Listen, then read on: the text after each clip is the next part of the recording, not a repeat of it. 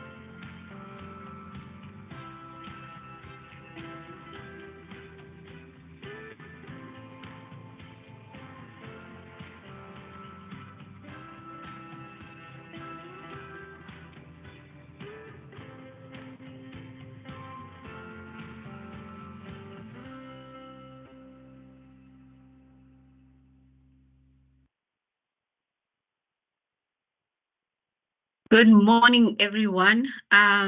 Welcome to the Accounting Professionals Workshop. My name is Gloria Sipula, and I'm going to be co-directing today's workshop with my colleague here, Mr. Kenneth Mukwena. So without any waste of time, I'm not sure if Ms. Makanya is already here, so that she can just come and welcome us so that we can be able to continue with the program. So if you can hear me, we just, load shedding just started here. So if you can hear me, can I just see thumbs up, please?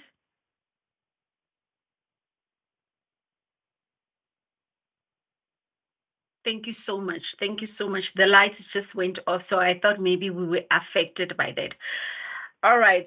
Hence, I've indicated that I'm going to be co-directing with Mr. Kenneth Mukwena. He's going to be joining us later. So now I'm going to hand over to Ms. Manju Makanya, who is a career specialist in the Directorate for Counseling and Career Development. She's going to do the welcoming, the opening for us, and tell us why we are here today. Ms. Makanya, if you are here, the floor is yours, ma'am. Thank you, Madam Program Director. Ladies and gentlemen, it is indeed a matter of great honor and pleasure to extend to you all a very warm welcome on behalf of UNISA's Directorate for Counseling and Career and Development Today we are gathered for the UNISA Accounting Professionals Workshop. I extend a hearty welcome to Professor Cameron Mudisane, who is the Deputy Dean of the College of Accounting Science at UNISA, as well as all our distinguished guest speakers. And these are Mr. Ntsabadi Tsela from the South African Institute of Chartered Accountants, Elelwani Muteo, who's going to address us on a profession as a chartered accountant, Mr. Victor Mukwena and Mr. Piso Shongwe from the South African Institute of Professional Accountants, Mr. Dirk Stradom from the Institute of Internal Auditors, South Africa, Ms. Rendani Mavungu will be addressing us on a profession as an auditor.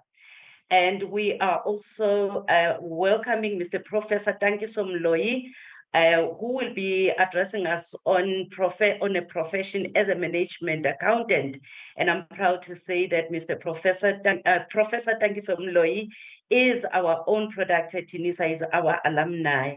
And a special welcome also to all our students attending this event. It is our wish at the CCD that the information shared by our distinguished guest speakers will help you in making informed career decisions and also help you in refining your career goals.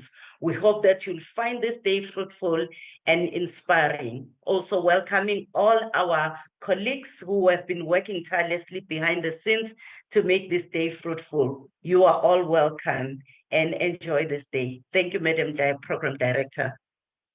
Thank you, Ms. Makanya, for the welcome. So I'm sure now our students and our guests, they feel welcomed. I'm going to switch off the video and we will just continue with the program without the video. We know that sometimes it causes the network to buffer a lot if the videos are on. So without any waste of time, before I call on Professor Cameron, I'm going to kindly request that the students, if you have questions that cannot wait for question and answer sessions, please write your questions on the chat. However, after each speaker, we are going to take few hands. The reason why I'm encouraging you to write your questions on the chat is that we might not be able to take all the questions that you are having. However, our colleagues behind the scenes, our colleagues that are in attendance will be able to answer all your questions in the chat. So without any waste of time, I'm going to introduce our first speaker, who is Professor Cameron Mudisane, who is the UNISA Deputy Dean of the College of Accounting Sciences. However, before he can take the floor, I just want to read his bio so that we know who is talking to us. So Professor Cameron Mudisane is the Deputy Executive Dean at the College of Accounting Sciences at the University of South Africa.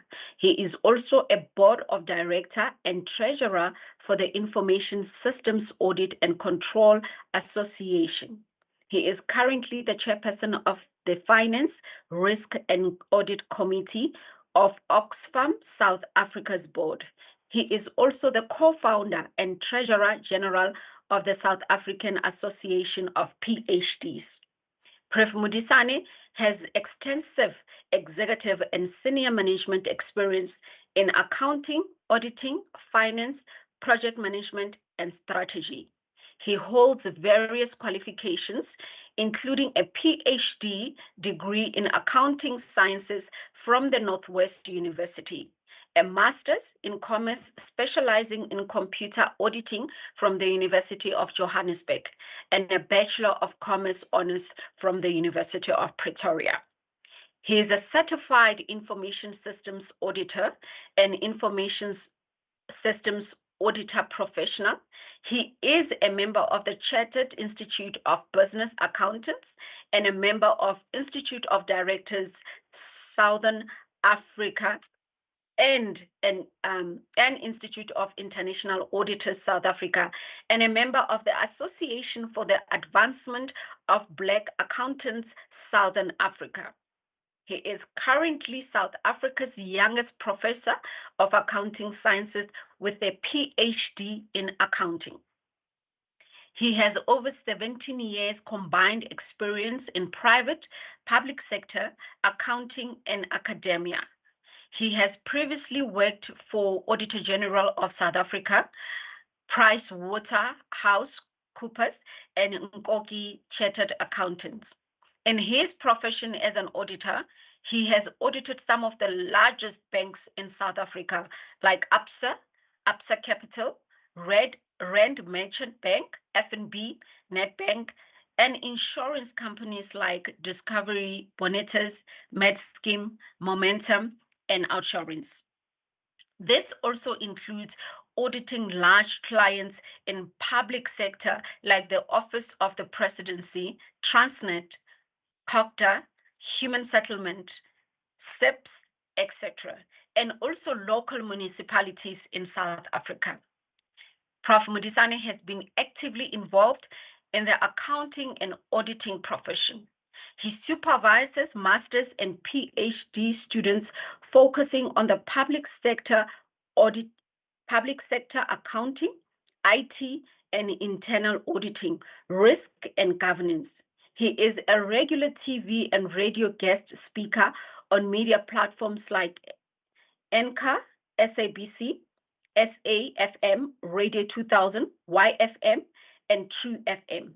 He has authored and co-authored several peer-reviewed journals and conference papers, chaired sessions of conferences, and reviewed for some notable journalists in his field. His area of research are found around the impact of information technology to the accounting and auditing profession and 4IR technologies to improve on the auditing process. Prof. Modisane, if you're ready, the floor is yours, sir. Good morning, colleagues. I hope you're well. Thank you for that introduction. Colleagues, I'm going to be sharing a presentation with you just to tell you more about accounting sciences and some notable achievements and what we've been doing as a college and what you can learn as a student in the College of Accounting Sciences. So just to tell you about the college, in terms of the vision, we strive towards excellency in accountancy. The college strives towards excellency in accounting education.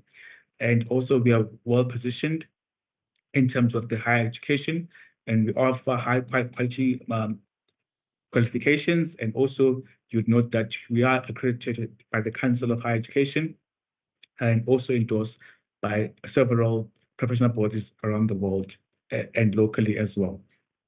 In terms of our mission is to maintain a relevant accounting qualifications framework. We are a student-focused college in terms of research, innovation, community engagement, and also to promote sound teaching methods. And we're a well-governed college as well, and also just to make sure that we offer the best to you as a student and also for our staff members. In terms of the structure of the college has got two schools, namely being the School of Accountancy. The School of Accountancy is normally the undergraduate school, contains Department of Financial Accounting, Department of Management Accounting, Department of Auditing, and Department of Taxation. And then you've got the School of Applied Accountancy, which is our CTA school, that focuses on the Department of Financial Governance, and that includes financial accounting and also auditing disciplines. And then the second department would be Department of Financial Intelligence, that includes management accounting and also taxation. As a college, we continue to contribute towards transformation of the accounting profession in South Africa. And in terms of transformation of the accounting profession in South Africa, we support a positive growth and development within the financial and also the economic sectors. At present, the college enrolls on average about 40% of all accounting students in the country, and also we contribute at least about 20% of accounting graduates. And more than half of the Black chartered accountants in South Africa are UNISA graduates, something which we are proud of. in terms of churning out and producing black chartered accountants in this country. So you are actually at the right place. In terms of the college, we're actually established in 2014, whereby there was a specific need for us to have a specialized school in the university. Previously, we were part of CAMS, which is the College of Economic and Management Sciences. And so we just decided that, it would be good for us to focus on the scarce skills around accountancy. Hence, the College of Accounting Sciences was established in 2014. And the college enrolls about 40% of all accounting graduates in the country who ultimately pass their CA qualification exams. And then in terms of we've got a number of professional bodies which we are affiliated to as a College of Accounting Sciences, which include the South African Institute of Chartered Accountants, the Institute of Internal Auditors, the Chartered Institute of Management Accountants, the South African Institute of Professional Accountants, the South African Institute of Government Auditors, the South African Institute of Business Accountants, the South African Institute of Tax Professionals, and then we also got the Association of the Certified Fraud Examiners and also the Association of the Certified Chartered Accountants. And then lastly, we've got Chartered Governance Institute of Southern Africa. All of these professional bodies are actually affiliated with us as the College of Accounting Sciences. In terms of quality assurance, in terms of our stakeholder engagement and professional body accreditation, we have obtained our new accreditation from the South African Institute of Government Accountants in the following programs, which include Advanced Diploma in Accounting Sciences and also the Bachelor of Accounting Sciences. So you might be interested in taking up some of these qualifications, as these qualifications are actually being accredited by SAIGA. And then the other professional body, which has also accredited us, it is the Chartered Certified Accountants, which is an international-based firm of chartered accountants around the world. It's ACCA, and we're also accredited by this professional body as well. So as you're thinking about your career path, would exhort you and advise you to take up some of these opportunities which are accredited within the College of Accounting Sciences. And of course, we are also accredited by SAICA, which is the South African Institute of Chartered Accountants. And we in fact, we have been accredited by SAICA for a number of years, and we are a certified academic provider of the CA qualification in this country. In terms of the UNISA footprint on the African continent, we are based around, we've got students around South Africa, students in Namibia, students in Zimbabwe, in Zambia, around several countries, and also around the world, something which we are indeed proud ourselves with as a college. In terms of the UNISA fees, the South African students are subsidized by the Department of Higher Education and Training. Hence, at times they would appear to be lower as compared to foreign students. Foreign students do not receive subsidy from the South African government, something that we would like to share with you. And then in terms of our UNISA examination process, UNISA has moved to online exams. Most of our examinations are done online, and we use an application called IRIS. And it's important that as a UNISA student, you need to have a functioning computer, and also your computer should have a camera, a laptop, in order for you to be able to use IRIS, which can be used in terms of face matching to photo ID, multiple face locking at the screen, voice chat and audio. Other desktop apps can also be used. So in the event that you move away from the screen, IRIS can detect that. If you glance at other devices, such as your mobile phone, IRIS can detect it, and then lack of eye contact to the screen, IRIS can detect it. So this is the application which you use just to make sure that you maintain integrity of our assessments when you do online examination systems. So students are invited to please download the IRIS web application tool, and then verify using the ID and also the student number as well. This is how the iris visualization tool actually works in terms of assisting you when you're writing your exams. At CAS, we presently use iris structuring tool for online assessments, and also iris requires students to have a laptop or desktop with a webcam, and also it must have a microphone and also live streaming in terms of students. And also in the event that you don't use the application throughout the examination, it is seen as an offense.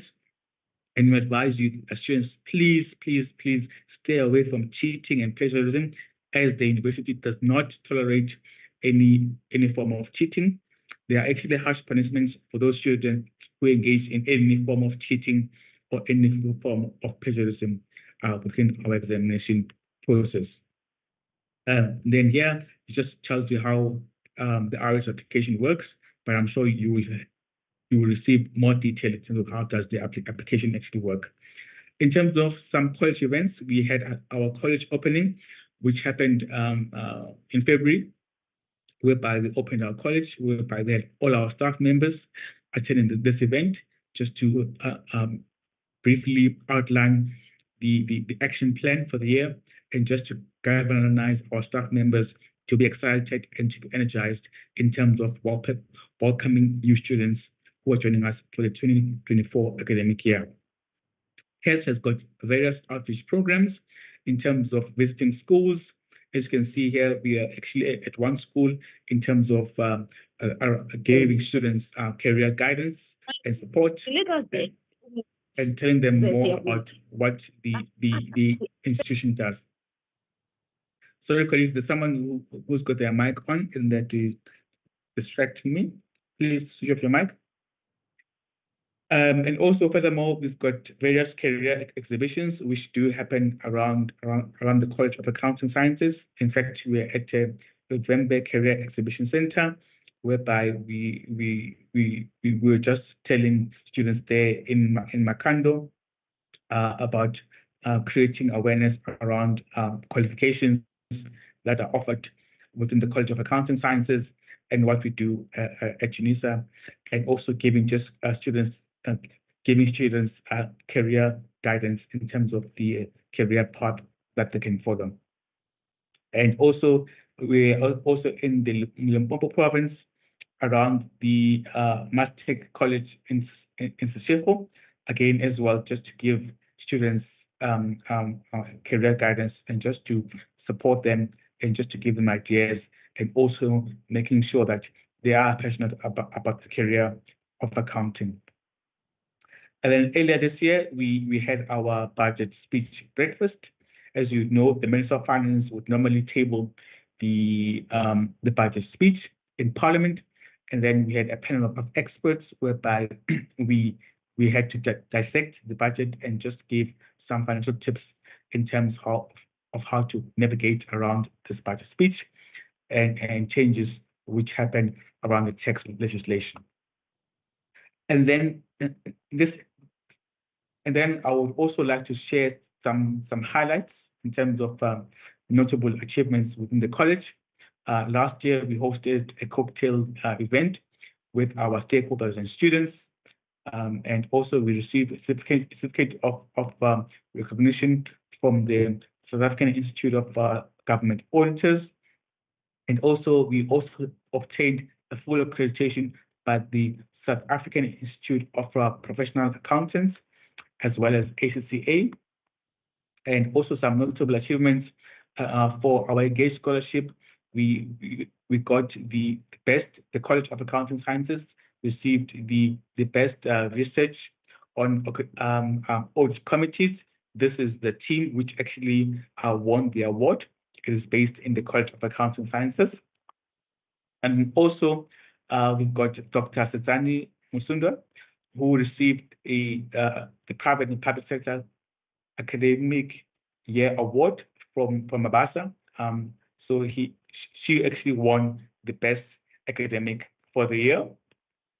And also, the College of Accounting Sciences academics attended the Association for the Advancement of Black Accountants in South Africa annual convention gala and recognition awards. As you can see, this is our team that actually went out there to represent the College of Accounting Sciences and also to interact with fellow professionals in the sector.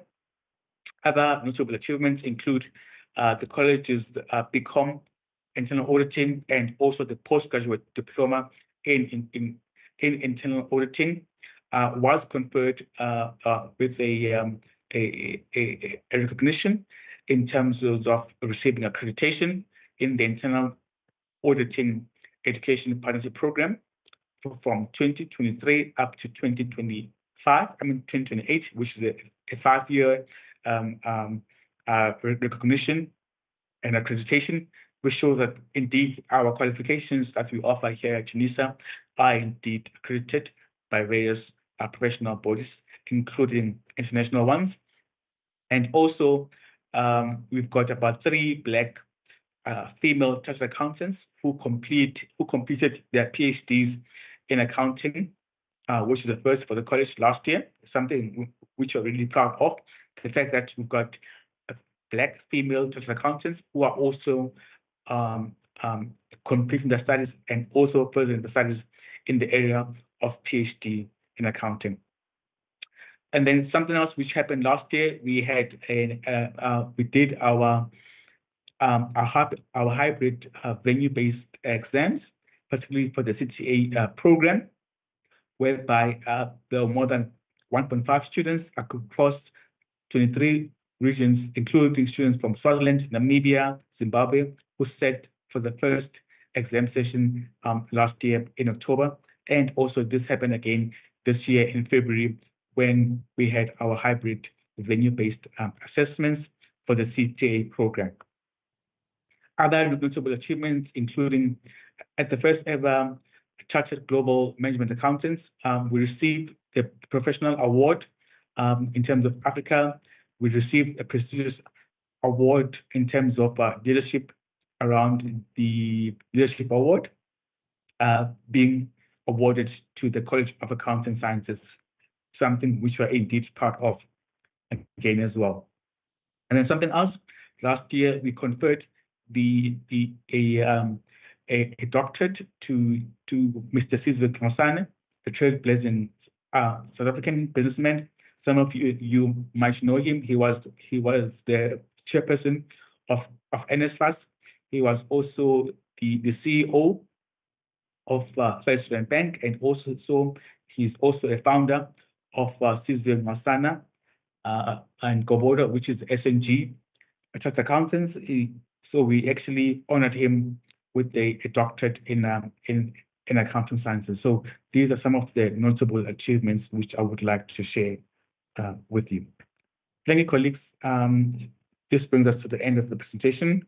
And for me, on behalf of the leadership and management of the College of Accounting Sciences, we welcome you, and we hope that, and we wish you all the best in your studies, and we hope that you're going to have a good relationship, and hopefully soon you'll be walking the graduation stage in terms of your completion of your qualifications. And as academics, we are here to support you. We're here to make sure that you ultimately achieve your goal of whether becoming a chartered accountant, whether becoming a certified internal auditor, whether becoming a registered government auditor, or whatever it may be that you plan to achieve around the qualifications which are offered in the College of Accounting Sciences. Thank you so much. Back to you, Chair or Program Director. Thank you, Prof. Modisane, for such a packed presentation. And I hope that our students have heard and also they have taken all this important information and will use it also in their own careers as well. So without any waste of time, I'm going to take a few hands. I'm not seeing any hands. I'm just going to take a few hands before I can call our next speaker. Okay, my colleagues, please just help me to unmute as I call the hands. I see the first hand is Edward. Edward, can you please unmute and ask?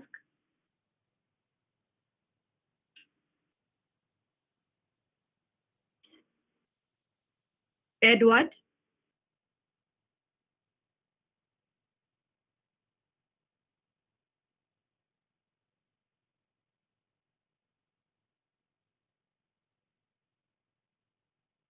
Okay, while we wait for Edward to unmute, there is a question on the chat.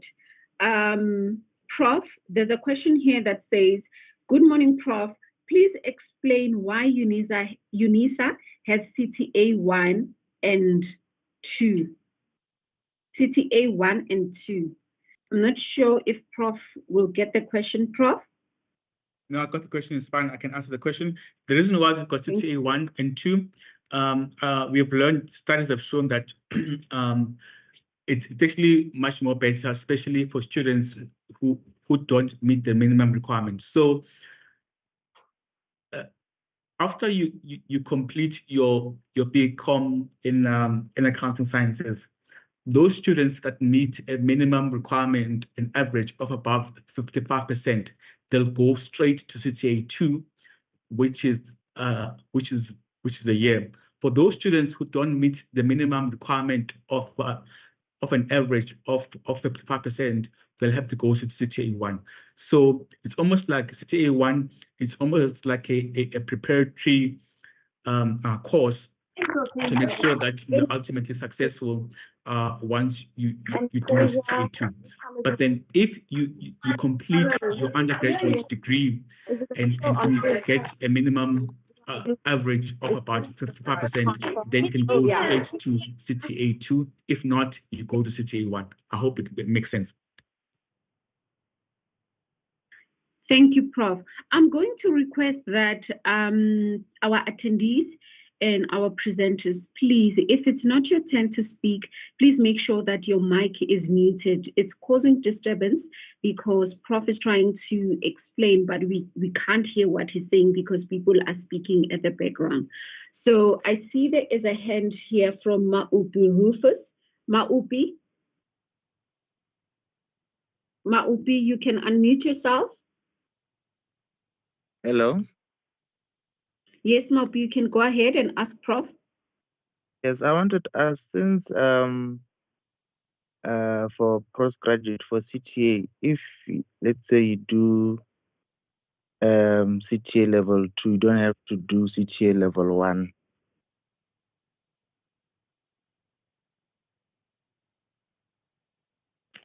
Prof, did you get the question?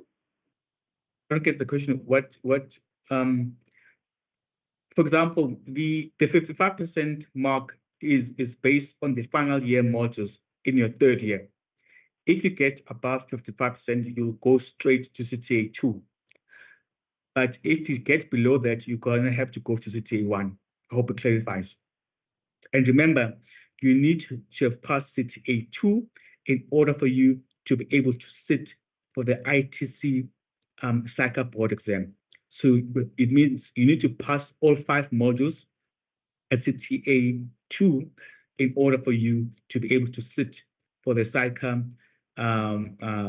ITC board exam in January of the following year once you have completed CTA 2.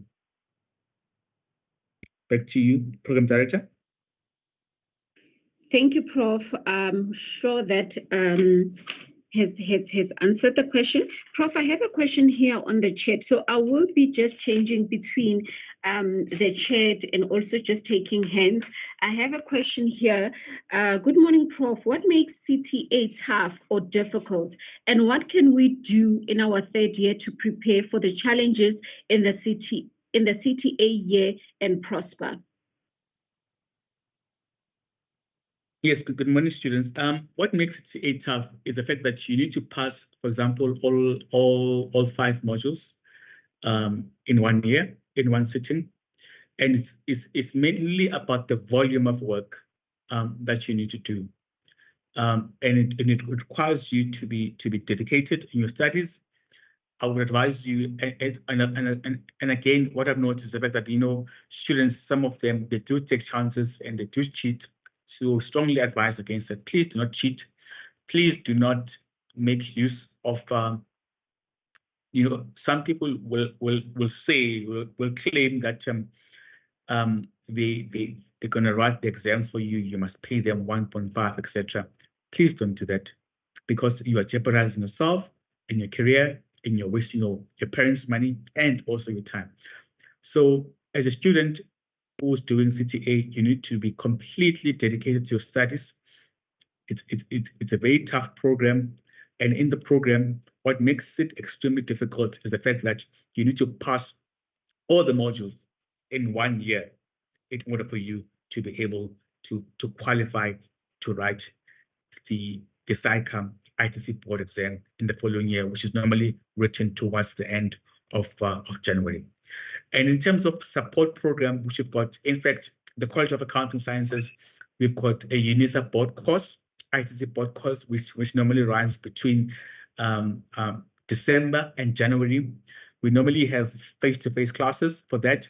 And the purpose of the UNISA ITC board course is solely to prepare you for the ITC board exam that's going to be writing towards the end of January. But you can only sit for the UNISA ITC board course once you have passed your CTA in order for you to prepare for the SICAM ITC board exam. Hope that helps. Back to you, Chair. Thank you, Prof. Before I can take the next hand, I'm kindly requesting that we do not post our adverts on the chat.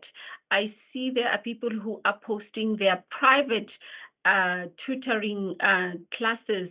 Please, we have mentors here at UNISA. We have tutors here at UNISA, which are free of charge. So I urge the students that please do not fall for such students that will be posting here. And I'm also requesting my colleagues to also just monitor the chat and remove all the chats that are not related to this workshop, and all the chats that are advertising their private businesses or private adverts. Thank you so much. So without any waste of time, I'm going to take, I saw there was one hand from Hofaone. Hofaone, are you still here? Yes, ma'am, I'm still here. Okay, all right, you can go ahead, Hofaone. Good morning, Prof. Prof, I'm currently doing BCom financial accounting, and I was credited for auditing, and then I was told that I have to go through CTA 1 instead of going straight into CTA 2. So I was wondering, because you said I need an average of 55%. So what I was told in the admin and what you're saying right now is a bit confusing. Can you please clarify for me? Thank you, Prof. Let me ask you, where did you do your did you pass your third year? And where did you do that? I passed auditing with the University of the Northwest. Yeah. And then I was only left with my final year modules, and then I was told to repeat the whole thing. So I repeated the whole thing, so I'm currently doing my final year again now. I'm confused. So you're repeating all the modules? Yes, sir. I repeated first year, which I passed. I repeated also second year, which I passed. They refused to credit me those modules. So I'm currently doing final year BCom accounting. Yeah, what normally happens, especially with students which would come from other universities, we normally put them on a bridging program. Sometimes it's called advanced diploma in accounting sciences, and that's mainly to prepare you for CTA. Maybe in your case, I would assume that you're placed in that program because perhaps you do not meet the minimum requirements, and you needed to pass all the modules in order for you to go to CTA. And also, for you to go to CTA, you need to have passed all the modules. all the big four modules: auditing, accounting, management accounting, and taxation, in order for you to go straight to CTA. I hope that makes sense. But you can pop me an email, then we can look into your matter. But since you're saying that you're coming from another university, I would think that you are put into that program because you do not meet the minimum requirements. So you need to pass all the modules before you can be admitted into the CTA program. Hope it makes sense. Okay, sir, it makes sense. Thank you so much, Prof. Thank you. Back to you, Program Director. Thank you, Prof. As I said, I will be taking hands and also taking questions from the chat because I see there's so many questions on the chat.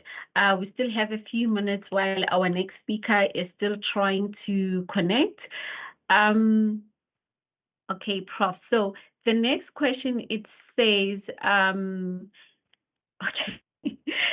There have been talks of UNISA being under curatorial, also a number of scandals surrounding cheating. What has UNISA done or is doing to secure credibility with SAICA, especially for students pursuing CA designation? Okay, thank you. I can tell you, as things stand right now, we meet with SAICA on a regular basis, and I can confirm that UNISA is fully accredited with SAICA. So the BCom degree, undergraduate degree in accounting sciences, is fully accredited with SAICA.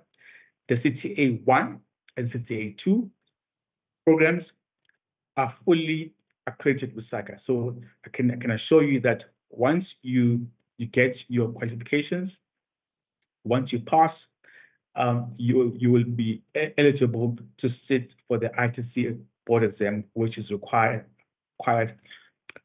after you have completed your CTA. In terms of the cheating, yes, as I said to you earlier, we do have some students who take chances from private providers, and we do have strict monitoring and detection systems within the university. In the event we catch you that you are cheating, that you are sharing your answers, or your answers are similar to another student, you will go through a DC process whereby you will have to appear before a hearing, and you'll be disciplined in the event that you are found cheating. And if you persist and continue on cheating, you may be disqualified from studying, and you may be suspended for a period of about 2 years.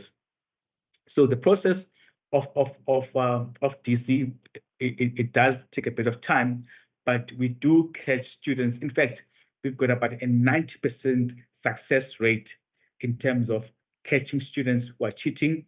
And when we take them to DC, we normally find them guilty, and those students are effectively and immediately suspended from studying from UNISA for a period of about 2 years. So please do not cheat in your exams. Thank you, Prof. I think that was clear enough. Please do not cheat. Okay, Prof, I have another question here also on the chat. The student is saying, good morning, Prof. I'm doing postgrad diploma in financial accounting. How different is it from, I'm not sure if this is postgrad diploma in accounting sciences or applied accounting sciences. They just abbreviated. After completing postgrad diploma in financial accounting, can I move to CTA 2? You need to make sure, thank you. No, you need to make sure that the program that you are doing is in line with the CTA program. For example, the postgraduate diploma in accounting sciences, that is the CTA program. So if you're still doing almost like a bridging program, once you're done with that bridging program, you can articulate into the CTA program. So definitely, once you're done and you've passed all your modules, all your big four modules, you should be in a position for you to register for the CTA program. Thank you. Back to you, Program Director. Thank you, Prof. Prof, I'm going to take a hand here. Lungile Hope, please unmute your mic and ask your question. Good morning, Prof. I just wanted to ask, can we do our ITC and APC on the same year? And for the CTA, what kind of support do we have, and how many times can you do CTA too? Yes, you can do your ITC and APC in 1 year, but remember, it means you need to pass your ITC in January, and depending on your training office or training provider, and then you can and years of experience of working, then you can write again in December the APC exam. So definitely you can do that in 1 year. In terms of the support that we do have for our CTA and ICT students, yes, we do have classes. Sometimes you've got evening classes. Please, colleagues, please, students, please make sure that in the event that those classes are being posted, normally we have got classes in the evening. They're normally done online. We normally have classes from about 4 p.m. to about 7 p.m. or so at night, whereby we do support our CTA students. So your lecturers would normally post those discussion or classes in your My UNISA and also your module site. So it's quite important that you check your module site on a daily basis, just to make sure that you don't miss out on any classes or workshops that could be taking place. Sometimes classes take place between 4 and 7 p.m. at night. Some of them, they do take place on weekends. It will depend on which module you're actually doing. So it is your responsibility that you do attend those classes. And we have noticed that students who actually attend these classes are ultimately successful in their CTA program. And also, please note, these classes that you're going to be attending, they're for free. You don't have to go to another private provider in order for you to attend the classes, the CTA class. We do have our own internal UNISA CTA class, which I strongly encourage you and advise you to please make sure you attend all, if not most, of those classes, please. Thank you. Thank you, Prof. Prof, before we let you go, I'm just going to take one more hand.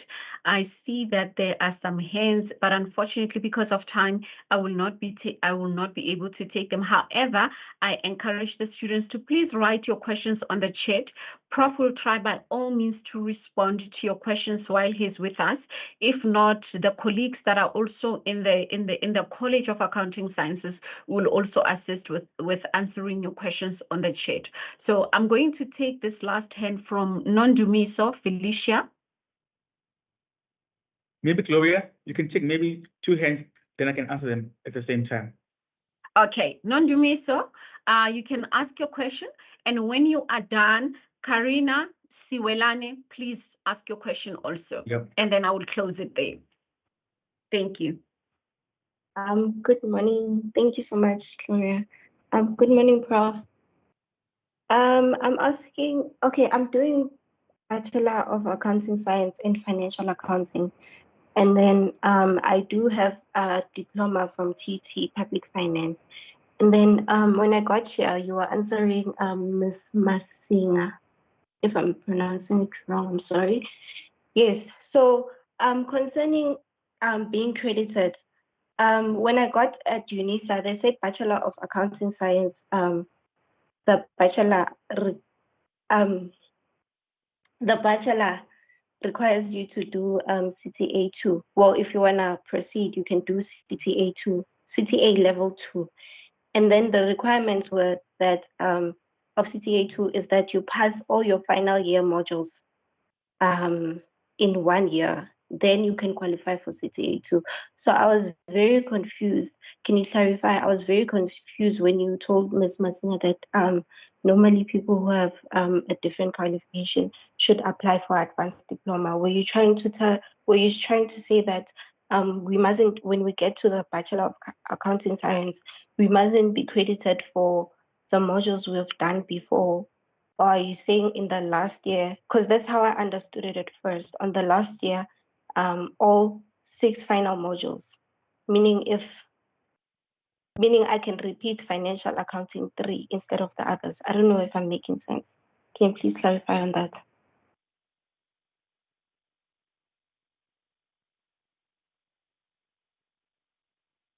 Next question. Okay. Hello, everyone. Morning, Professor. Well, my question is just clarity. I'm currently doing BCom in financial accounting, so I just wanted to find out if I'm done with this degree, can I write CTA, or do I need to get postgrad in order for me to qualify for CTA? Thank you. No, it's fine. I can answer those questions. On the first one, I understand the fact that you've got a diploma in public finance from TET. Unfortunately, in order for you to go into CTA, you need to have an undergraduate BCom financial accounting degree that is accredited by SAICA. That's why at times perhaps some of those modules, they were not credited. They are not credited because they don't meet the minimum requirements which are required in order for you to have that qualification that takes you forward in terms of doing CTA. Quite important for you to have a accredited BCom in financial accounting sciences in financial accounting from UNISA, in order for you to be able to do CTA. And also, it's quite important that you pass all the modules at third-year level from UNISA in order for you to be able to do CTA. Okay. So then someone asked about the difference between postgraduate diploma and CTA. Postgraduate diploma and CTA is the same thing, just that it's just a name. The postgraduate diploma in accounting sciences is actually the CTA. So that is the name of the program, but we still use the name CTA that we used back in the day when I was still a student. But then ultimately, the postgraduate diploma in accounting sciences is actually the CTA program. So as I told us, as I said to you, you've got CTA 1 and 2. And you can only write the SAICA ITC board exam once you have written and passed your CTA 2 and passed all your modules in 1 year in one sitting. In the event that you fail one subject at CTA level 2, you will now not be allowed to write and sit for the ITC board exam. It means you're going to have to come back and repeat CTA 2.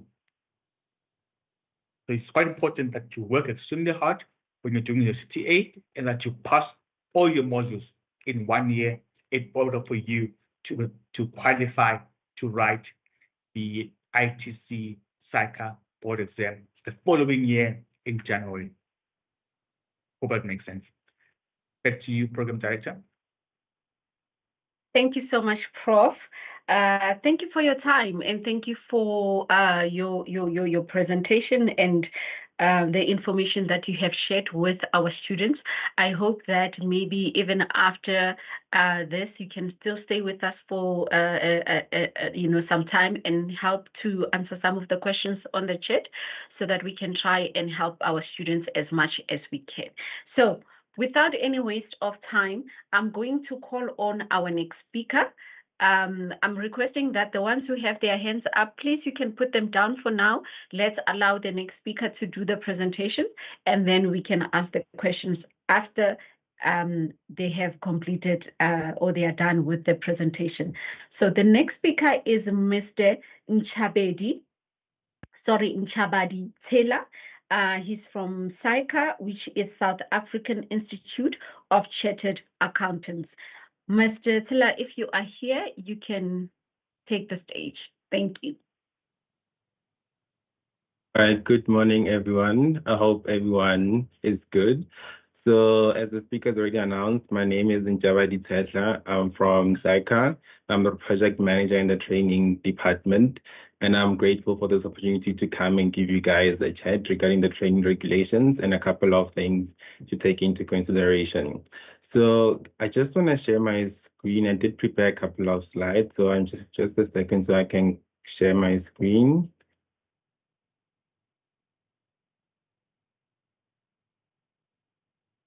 All right. Can I get a few hands just to show that everyone can see my screen? All right, so yeah, thanks. I think everyone can see my screen. Thank you so much. So yeah, so I'll just kick it off basically with introducing myself briefly. So as already mentioned, I'm Jabadi Secha, project manager for training at SAICA. So with me, I went through the training contract route. So I started my journey at VETS. So I did my undergrad and postgrad at VETS. And then I completed that and went to PwC for my training contract. So I did a 3-year training contract. And briefly before that, so before I even jumped into PwC, so I had a bit of a hurdle in terms of academics. So I didn't make it through my 3rd year. I had to repeat my 3rd year. And I always say, for me, that was a learning curve. For me, it was just a reminder that even when things go wrong, it absolutely can fall right back on track and you'll be able to continue and finish what you wanted to do. So the training contract at PwC was quite fun, quite challenging, quite interesting. And I must say, I did make a lot of connections, which up until today, I still keep in touch with some of the people. So yeah, just a couple of things to think about. And I don't know if most of you are already in a training contract or thinking of going into a training contract. So if you are in that position, just a couple of things to remember as you go into your training contract journey. So first of all, you should always remember what the objective is. So the objective ultimately is to get signed off, is to complete your studies and to register either as a CA or an AGA. So that is objective. And even when you're busy going through a training contract, you should keep that at the back of your mind. And as I've already mentioned, intentional networking is quite important to build those networks in the workplace and outside the workplace.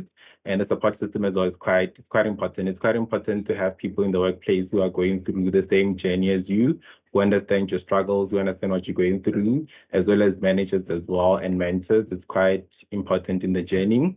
And as well, quite important as well, if you are studying and doing a training contract at the same time, it's quite important to balance those two things together in order to make sure that you do indeed succeed.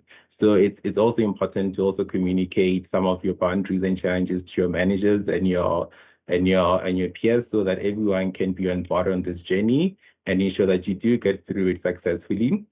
And yeah, the last thing just to touch on is taking ownership of your development. Ultimately, it is the responsibility of you as a student or as a trainee to ensure that you do get through the journey, you do make it to the other side. So just taking that ownership and a bit of steps to make sure that you are actually advancing. Thanks. So let me move on to the training regulations. Sorry, Mr. Tesla. Can I please request that you put your presentation on a presenter mode so that it can be more visible? Sorry, how do I do that? Sorry, a bit of technology challenge. So how do I do that?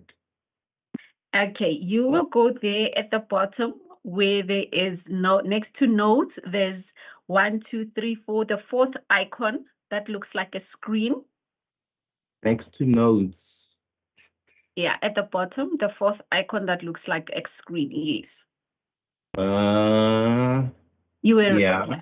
That one, yeah. That looks like a screen, like a TV screen. It looks like the one that says Spotlight for everyone. Yes. It's the 4th item on the same row with notes. Can you see it at the bottom? Sorry. Bottom. Yeah. Is it the status bar taskbar? No, the 4th one. 4th one. Slideshow. The next one. Sorry. Yes, that one. Reading view. No, the next one. Slide sorter. No, go to your right. Oh, to my right. Yes, that one. Slideshow. Yes. Oh, this one. Okay, let me do the slideshow. Is it better now? It's better. Thank you so much.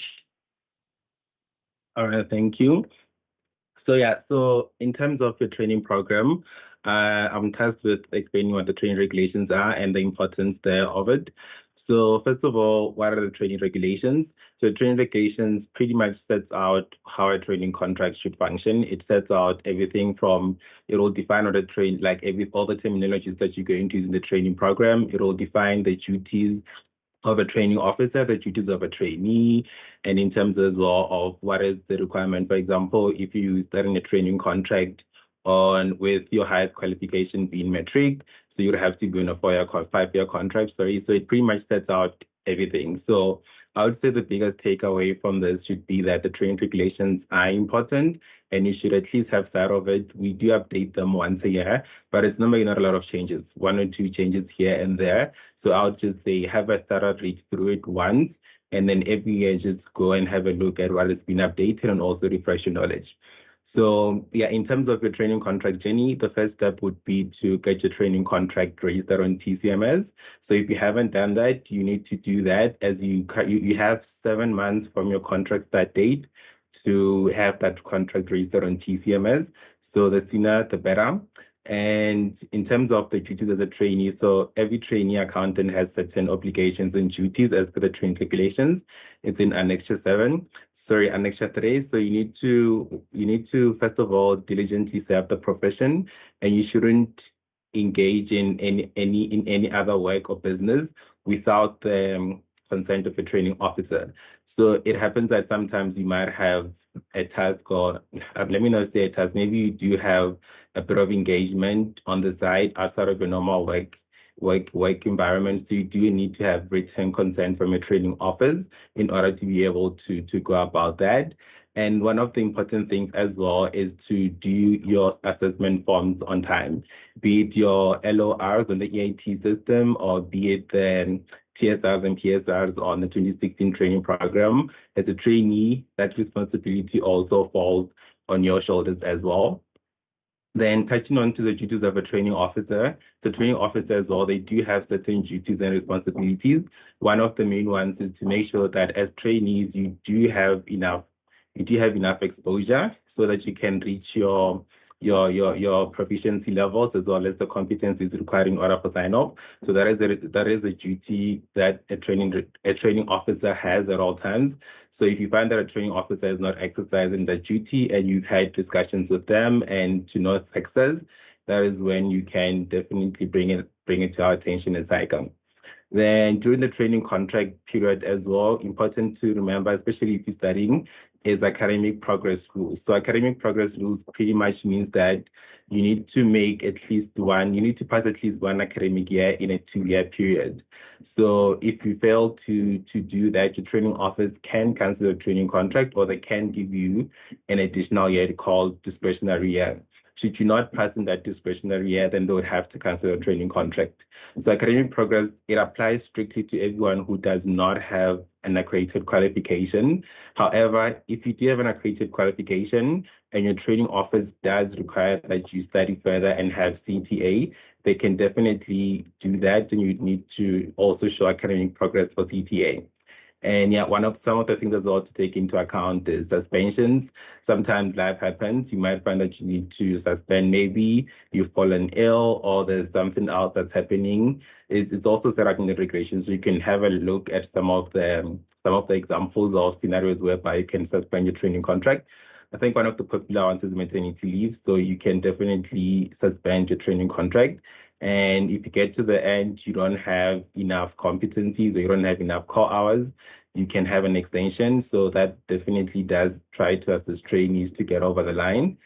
Then once you get to the end of your training contract, that's when you do have the discharge. So to be discharged, you need to have met all your competencies, met your core hours, and completed your training contract duration. And yeah, then you said in your training office would pretty much approve that discharge. So you'd apply for it on TCMS, and then training office would be able to approve it if they're happy with everything. All right, so one of the things I wanted just to highlight as well is in terms of discipline and ethics. So as everyone knows, you're supposed to, as a trainee accountant, you're supposed to abide by this code of professional conduct as well as the SAICA bylaws and the training regulations. So it's quite important as well to behave or conduct yourself in a manner that won't put you in a scenario where there is punishable conduct on your side as a trainee. So some of the examples that I can think of is pretty much doing your timesheets correctly, and as well as such things as arriving on time on work, being professional when dealing with your stakeholders or your everyday colleagues. And yeah, and one of the important ones which a lot of trainees end up in trouble for is the last one here, which is serving your notice period. And as everyone knows and everyone is familiar, you need to serve notice period when you do actually resign from an office or when your contract comes to an end.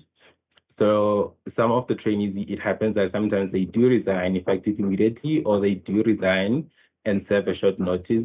So if you don't have written consent from the training office, that could be seen as punishable conduct, that you, in essence, breaching the employment contract. So you just need to be careful in terms of that. Either get the notice period waived or pretty much serve the notice period as required. So for anyone, hopefully no one is going to end up in this scenario of having disciplinary. So, but if you do end up in such a situation, you just need to basically keep yourself with what is out there. I would recommend you to look at the frequently asked questions on the SAICA website. We do touch on and explain what it means, as well have a look at regulation 13, the training regulations. It does explain what it means. So yeah. I think that pretty much that's what I wanted to cover from my side as well, and to leave a bit of time for some questions.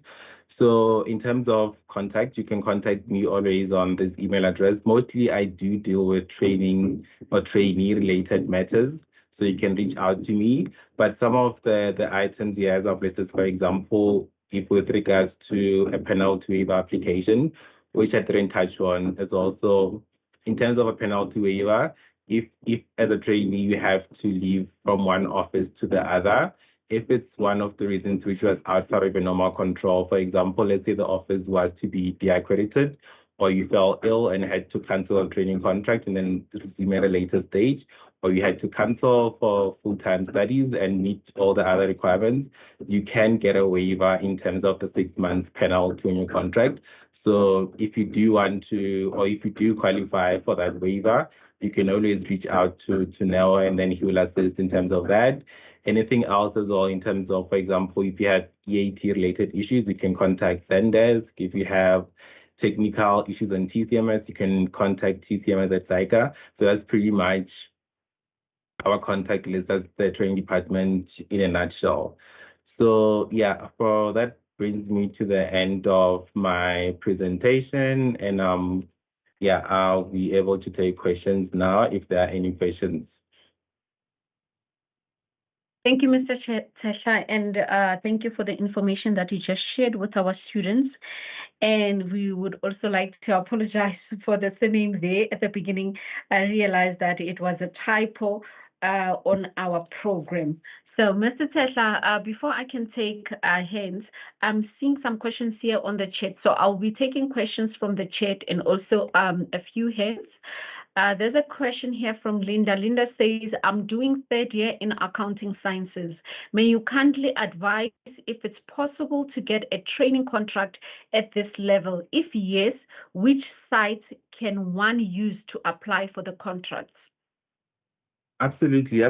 So the minimum requirement to enter into a training contract is you need to have matric at the least. And yeah, so you need to absolutely get into a training contract if that's what you'd like to do. On the SAICA website, we also do show what you call list of accredited training officers. So you need to apply directly with the training office. Unfortunately, SAICA, we don't have jurisdiction over employment-related issues. That includes as well the recruitment phase of it. So you need to find a training office and apply directly with them. They'll interview you, and if they're happy, they'll definitely take you on. If your degree is unaccredited, you'd be on a 4-year training contract. If your degree is accredited, you would be on a 3-year training contract. And if your highest qualification is matric, you would be on a 5-year training contract. But yeah, as well, if you always do qualify for academic remission. So once you do get an accredited qualification, you can get remission for example, you can move from 4 years to 3 years or from 5 years to 4 years. So it's not like if you start from day zero on a 4-year contract, you would end up doing the full 4 years. If you do get your qualification during that time, you can definitely get that remission on your training contract. Thank you, Mr. Tetla. And another one here also from Sam. Sam is saying, please share a light on this matter. I signed a contract with an auditing firm and everything was fine till 3 days before the induction. Then they canceled my employment contract and told me to reach out if I needed clarity going further. What I think maybe it's WhatsApp language that they wrote here. I don't know, maybe he wanted to find out what he must do. Yeah, so that one sounds a bit tricky without having all of the facts. It sounds like an employment related issue because the individual did say that they canceled their their employment contract 3 days before the induction. So I don't know. They might need to look at the CCMA. We don't really have jurisdiction over such matters. The only time we'll have jurisdiction is if, for example, they're trying to cancel a training contract using the training regulations or applying the training regulations. But for such matters, unfortunately, you need to reach out to the office to try to understand what the reasons were, and also do try to see if you can take the matter up with the CCMA. And yeah, unfortunately, I can't advise on that. Thanks. Thank you. Thank you, Mr. Tetla. So I'm going to take a hand. There's a hand here from Sandile. Sandile, you can unmute yourself.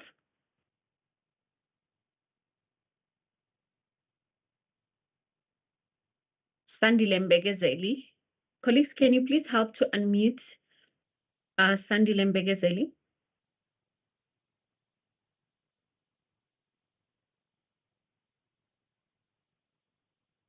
Sandile, you have been unmuted. Oh, thank you. Can you hear me now? Yes, we can. Oh, thank you so much, Gloria. I have a question with regards to the SEMA route.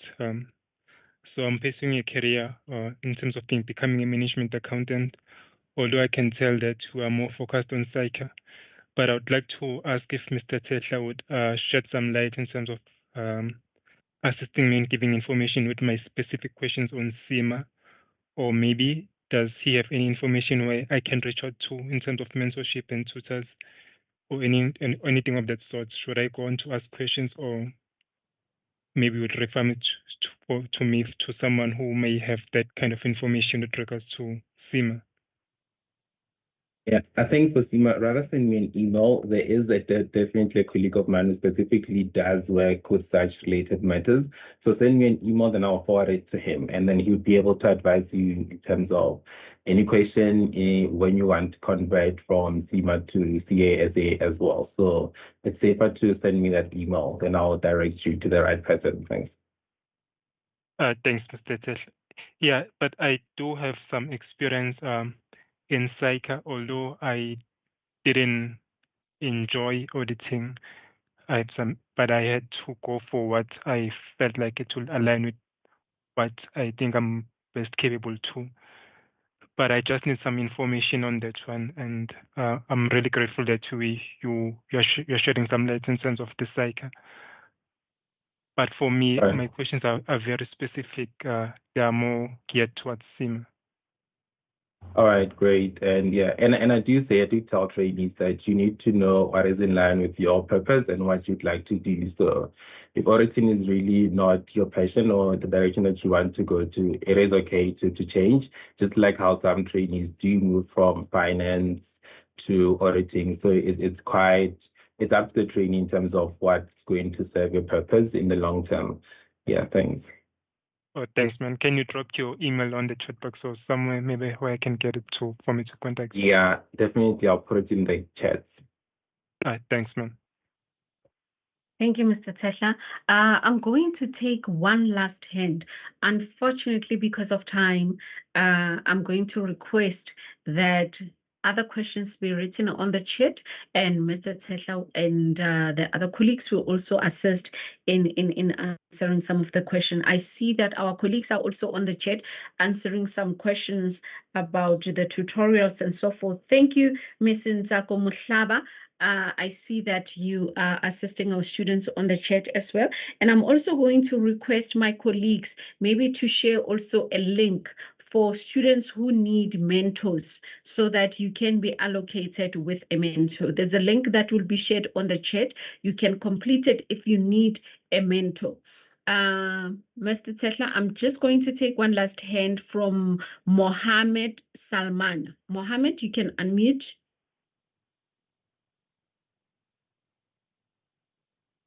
Mohammed?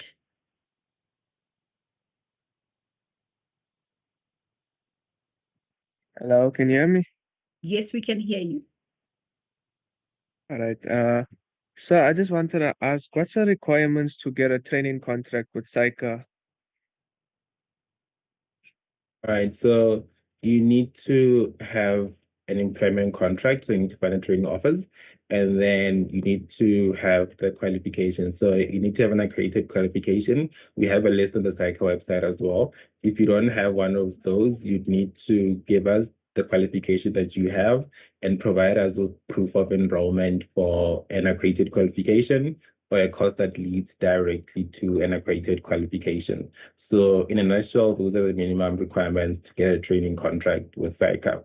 So that all of that I mentioned would need to be uploaded on TCMS as our training contract management system. Then we approve it as SAICA if we're happy with everything. All right. And one more question. Is CGMA the same as CA, the title? Is it the same, or is it like is it different branches and departments that you are allowed access to, or you are granted employment into, with that's difference in titles with regards to CA and CGMA? Unfortunately, I wouldn't have the answer for that. So yeah, so I wouldn't be able to advise in terms of what the differences are and what roles you would get. I'm only able to advise in terms of SAICA and the training regulations. Okay, no problem. Thank you, sir. Thank you, Mr. Tesla. Unfortunately, we're going to have to request that other questions be written on the chat. Thank you so much for the information that you just shared with our students, and also for sharing your contact details also so that they can be in touch and get more clarity. Our next speaker on our program is Ms. Elelwane Mutelo. Ms. Elelwane is going to share with us on a profession as a chartered accountant. So before she can just take over, I just want to mention that Ms. Mutelo, she runs the first and only Black SAICA accredited APC board course, and she was born and raised in Limpopo. She attended a high school at Chinange Secondary, completed a degree in CTA at UCT, completed training articles at the National Treasury. She also completed a SEMA assessment in 2014. She spent most of the time at CIFA as a credit analyst and later the regional manager. She's also the part and co-founder of Endunamo, and she was a chief financial officer and a mentorship director in the company. Ms. Elelwane, if you are here, the floor is yours, ma'am.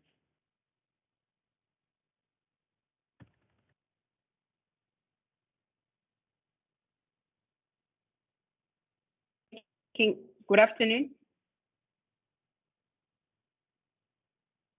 Good morning, ma'am. We can hear you. I'm already in the afternoon mode. I'm already in the afternoon mode. I see I'm saying good afternoon because I guess, that time it's that day. Wow, it's really truly a privilege that I find myself here. And thank you so much for the invitation. I am just looking forward to interact with each of you. I joined in earlier just to just hear how everyone is doing and what are the type of question, and to ease off a bit of some nerves. But thank you so much, and thank you for the introduction as well. So I was requested to maybe just before I can proceed, just checking if you guys can see my screen. I was trying to share. Yes, we can. Can we just request that maybe you put it on the presenter mode so that it can be more visible? Okay, let me do that. Where is my presentation?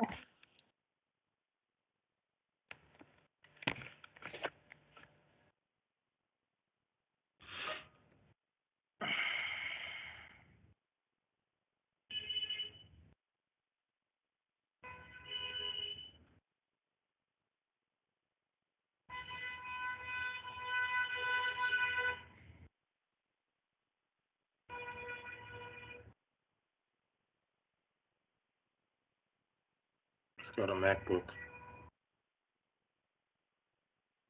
Are you winning?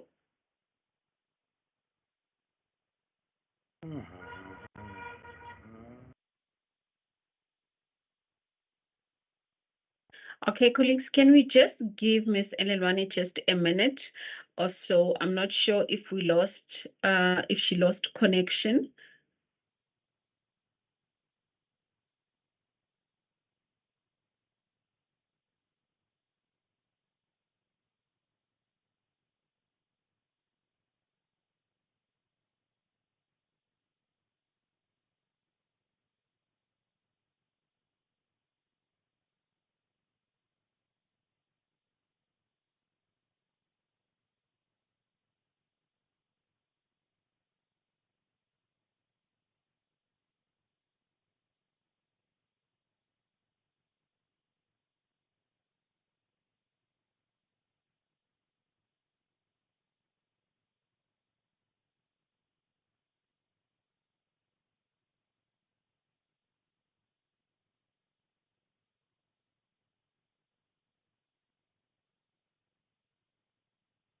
Okay, while we wait for Ms.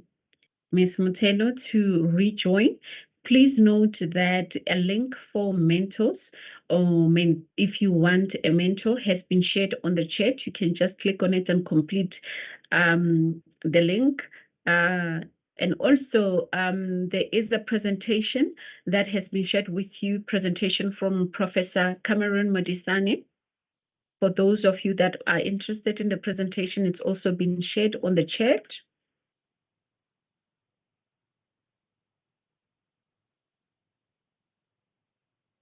There's also a list from SAICA, which has been shared for all their accredited programs. So if you go on the chat, you can get the link that will take you to the list. My apologies. I am back. I got disconnected a bit for a while. Yes. Thank you. You can go ahead. All right. I'm just going to present my slides again. You let me know once you can see them.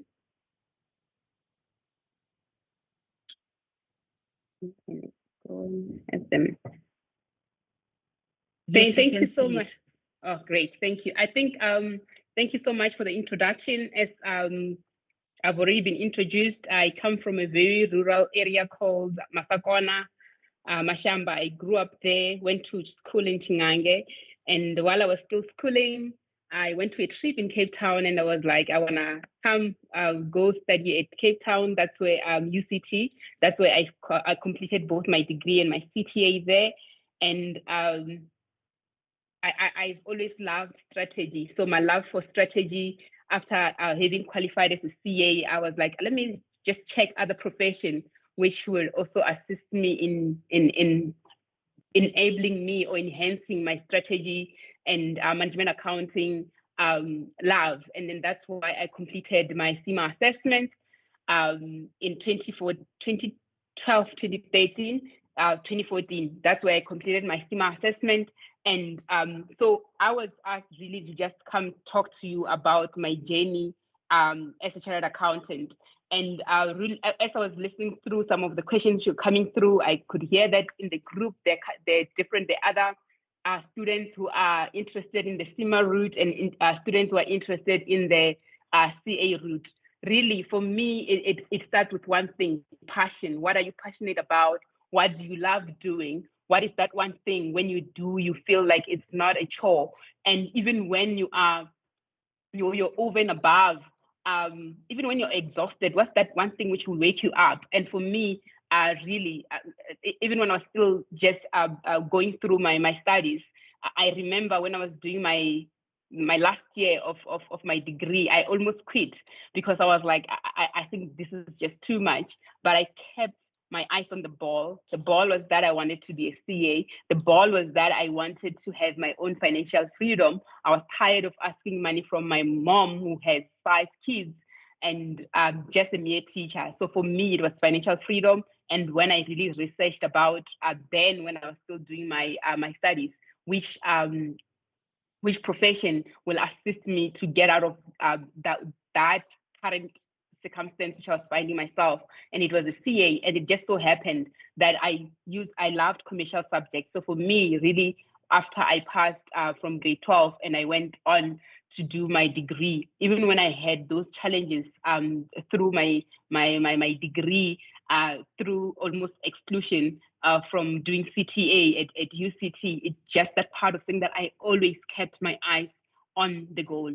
I always say that, you know what, yes, it could be challenging now, but you know what, you just have to keep on pushing. And even when CTA came, it was just another monster for another discussion for another day. But really what kept me going was that, again, the passion, what I was trying to get myself to. Even when I ran out of passion, was the fact of saying that you've got to look back. Your main goal was financial freedom. And if, I guess maybe limited information, if you quit here now, you will not have, you will not have achieved what you had proposed for yourself. So for me, it really was just to continue to push. And it's just been an amazing period. Qualified as a CA in 2012, and that's when I went on to do my SEMA assessment. And maybe just a bit of a journey in terms of the article, life as an article clerk, or life as nowadays they call it a CAA trainee. For me, it really started bumping. As you can see, that I did my articles both at EY, Ernst & Young, and at National Treasury. And maybe just to break it out, I'm also, one of the reasons why you see the differences is that I'm not a fan of auditing. I have someone noting that they're not a fan of auditing. CAs, not all CAs are a fan of auditing. I, for one, I'm not a fan of auditing, but I'm a chartered accountant. And you don't need to, and that's another aspect which I like about being a CA, is that it does not limit you in one discipline. You can, those who are following that path, you will know that you've got 4 disciplines which you really specialize on, which you do through your training articles, through which you do through your CTA and your undergrad degree. So you get to see that, you know what, you could be a CA and not have anything to do with audit. As you can see, I started my articles at EY. EY had sponsored my studies when I was at UCT. So I got there and it didn't go well. Audit was just, it didn't click when I was still doing my undergrad, my CTA. And even more so, even when I went on to do my articles, it still didn't click. And for me was to say another aspect. Finished, I think it was almost on the 8th month, when I was like, oh, I don't think I'm, it's in me to become an auditor. And that's when I decided that, you know what, I'm gonna leave Ernst & Young and go join, then it used to be TIP and TOP, what we call the top training program with National Treasury. And again, you know, nowadays a stereotype will be asking you, you're leaving one of the big 4 or 5 audit firms to go to government. And for me, it was just also to say that I've always had the love for finance, financial management, management accounting, strategy. And when I looked around, really, National Treasury, they really hold the finance of the entire country. They hold the finance of the entire government. And when I went there, again, it was that aspect of saying that you need to focus on what you're trying to achieve as an individual. Yes, you get in a working place and you'll have different people you will be interacting with. You'll have different people who have got different goals. So for me, was to be a seasoned CA. And I went there to say that, yes, I'm a trainee, but I'm going to make sure that I absorb as much as I can. I'm going to make sure that I ask questions. I'm going to make sure that I make this training article opportunity to be the best. And one of the other, as I continued to do my article, one of the other aspects which I got to see was that, you need to set yourself apart. And because all of us are going to do training articles, but when you finish, the CA route really gives you opportunities in terms of saying that when you do your after you've passed your CTA, you're almost guaranteed a job. But then it's also that part of saying that it's during those articles which you need to set yourself apart to make sure that after you've qualified, you're really a set apart chartered accountant. And that's how I continued with my behavior in different units. I went to the budget division, made sure I learned as much as I could in that budget division. I went to the division where they do the bonds, which will be ran through the Reserve Bank. I learned as much as I could. I interacted with the different SOEs to say that you go to the division where they will just be doing the different state-owned entities, where you'll be analyzing the likes of SABC financial statements, the ESCOM financial statements, when they're saying that they want it back. They're looking for the guarantee from the government. I'll be one of the team members. I'll raise my hand to say that, you know what, let me just understand when you guys saying that ESCOM is here to request a guarantee for their funders, which needs to be backed up by the government, which is National Treasury again. So for me, I really truly made my experience again there within the National Treasury so that I extracted as much information because I saw it as, again, a training ground of the CA which I was going to become. I didn't see it as a government institution, but I saw it as how much can I extract out of this government institution so that I get to set myself apart, so that I get to learn as much as I could. And really, even some of the lessons which I learned in there, and one of the other aspects which I truly learned as a CA, as a training clerk or as a trainee, moving from different division, was professional skills and personal skills. Because you can imagine, you've got 3 months in one division, you work with certain people who've got their own different attributes, who've got their own behaviors. So one of the other skills that, yes, when I got to my training articles, I had the technical skill. So what I needed to make sure was to say that, yes, you have the skill, but then as I interacted with the different individuals, those who are training me or those who are training with me, is to make sure that I also enhance my professional skill. So yes, it was not being a trainee is not always great. But then I also looked at it to say that what do I want to get out of it? What do I want to make sure that I set myself apart? And again, is that part of saying that, you know what, I need these hours. As Mr. Tisler was also saying, to say that I needed to make sure that I need all these hours so that when it's time for me to be signed off, I don't find myself wanting because I didn't take my training period as serious as I should. And you can imagine that if you any of you, if for example you have changed your articles from one term to the next, you'll hear that they give you a penalty. So I also had that penalty, but then through also making sure that I continuously invest in my growth and learn from different individuals which I had during my training period to make sure that I learn and I grow. It really got to build me to be the CA I am now, to be and to also, like as I was saying, that the CA route gives you almost a guarantee for having training articles, but it's what you will do during your training period which will assist you in getting that job which you want post the articles. So post the articles, also I finished my articles in 2012, got to negotiate a bit with CICA so that I don't serve, at first the penalty was 12 12 months, but it ended up being, I think, about 6 months because, again, I did put in the hours and making sure that I tick on those competencies which SAICA requires for you to be signed off. So I got signed off sometime in end of 2012. That's when I started my CIMA assessment because that's one of the other aspects which I was interested in. And for me, what I also wanted to share with you is that life as a training clerk, it's got so many opportunities. And I had this slide just to show you the different opportunities which it also has afforded me. So after I finished my training my training program, I got signed off.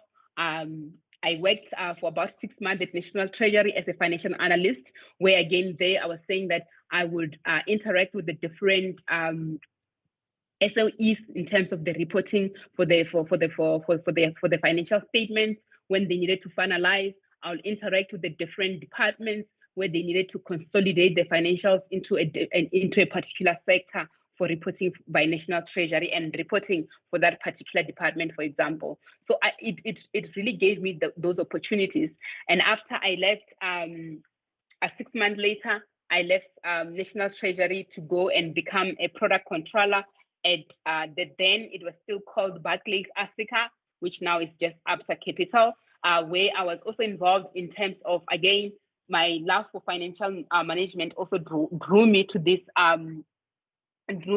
role where I was a product controller. My main really objective there was just to report in terms of that they've got different products, either being money market accounts, futures, hedges, where the different traders will be on. I needed to report in terms of profit, and I also needed to report back to SAB.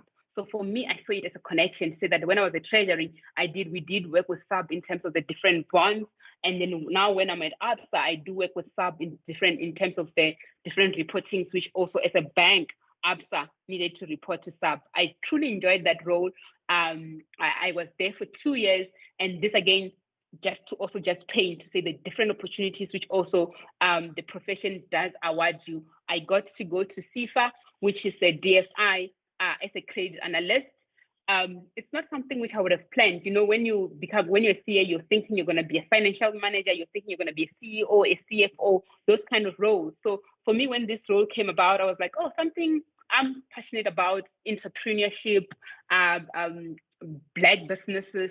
So when it came about that this is an institution which funds small businesses, which are starting up or those which are intending to grow, for me, I saw it as another opportunity. And this also, again, it really works towards what I'm passionate about, which is about strategy. When, as a credit analyst, when I'm reviewing a funding proposal, yes, it will be a business plan, it will be a fin model, but then I needed to understand the strategy on how they're gonna grow, how they're gonna make money.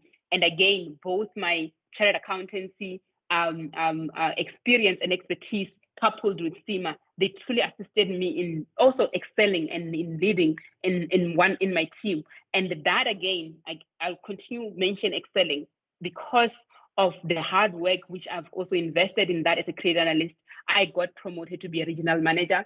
And this again, it was a different aspect because it was interesting to say that, you know, as CAs, we are not known for selling. And as a regional manager now, I was now no longer being on the back office where applicants will bring or regional officers will bring application for funding to me, and then I'll assess and say, this is doable, this is not doable. But now I was now in the front office of saying that businesses come to CIFA, we will fund you, and now selling that business. And this again really resonated with my passion because I'm really passionate about strategy. So now when I see a business case, I will try to work with the business owner to see how then do we manage it up, how do we brush it up, how do we make it such that when it goes to credit, now my experience for credit was now coming in handy to say now when it goes to credit, you know what, it's almost polished and it's almost ready for really truly approval and not decline.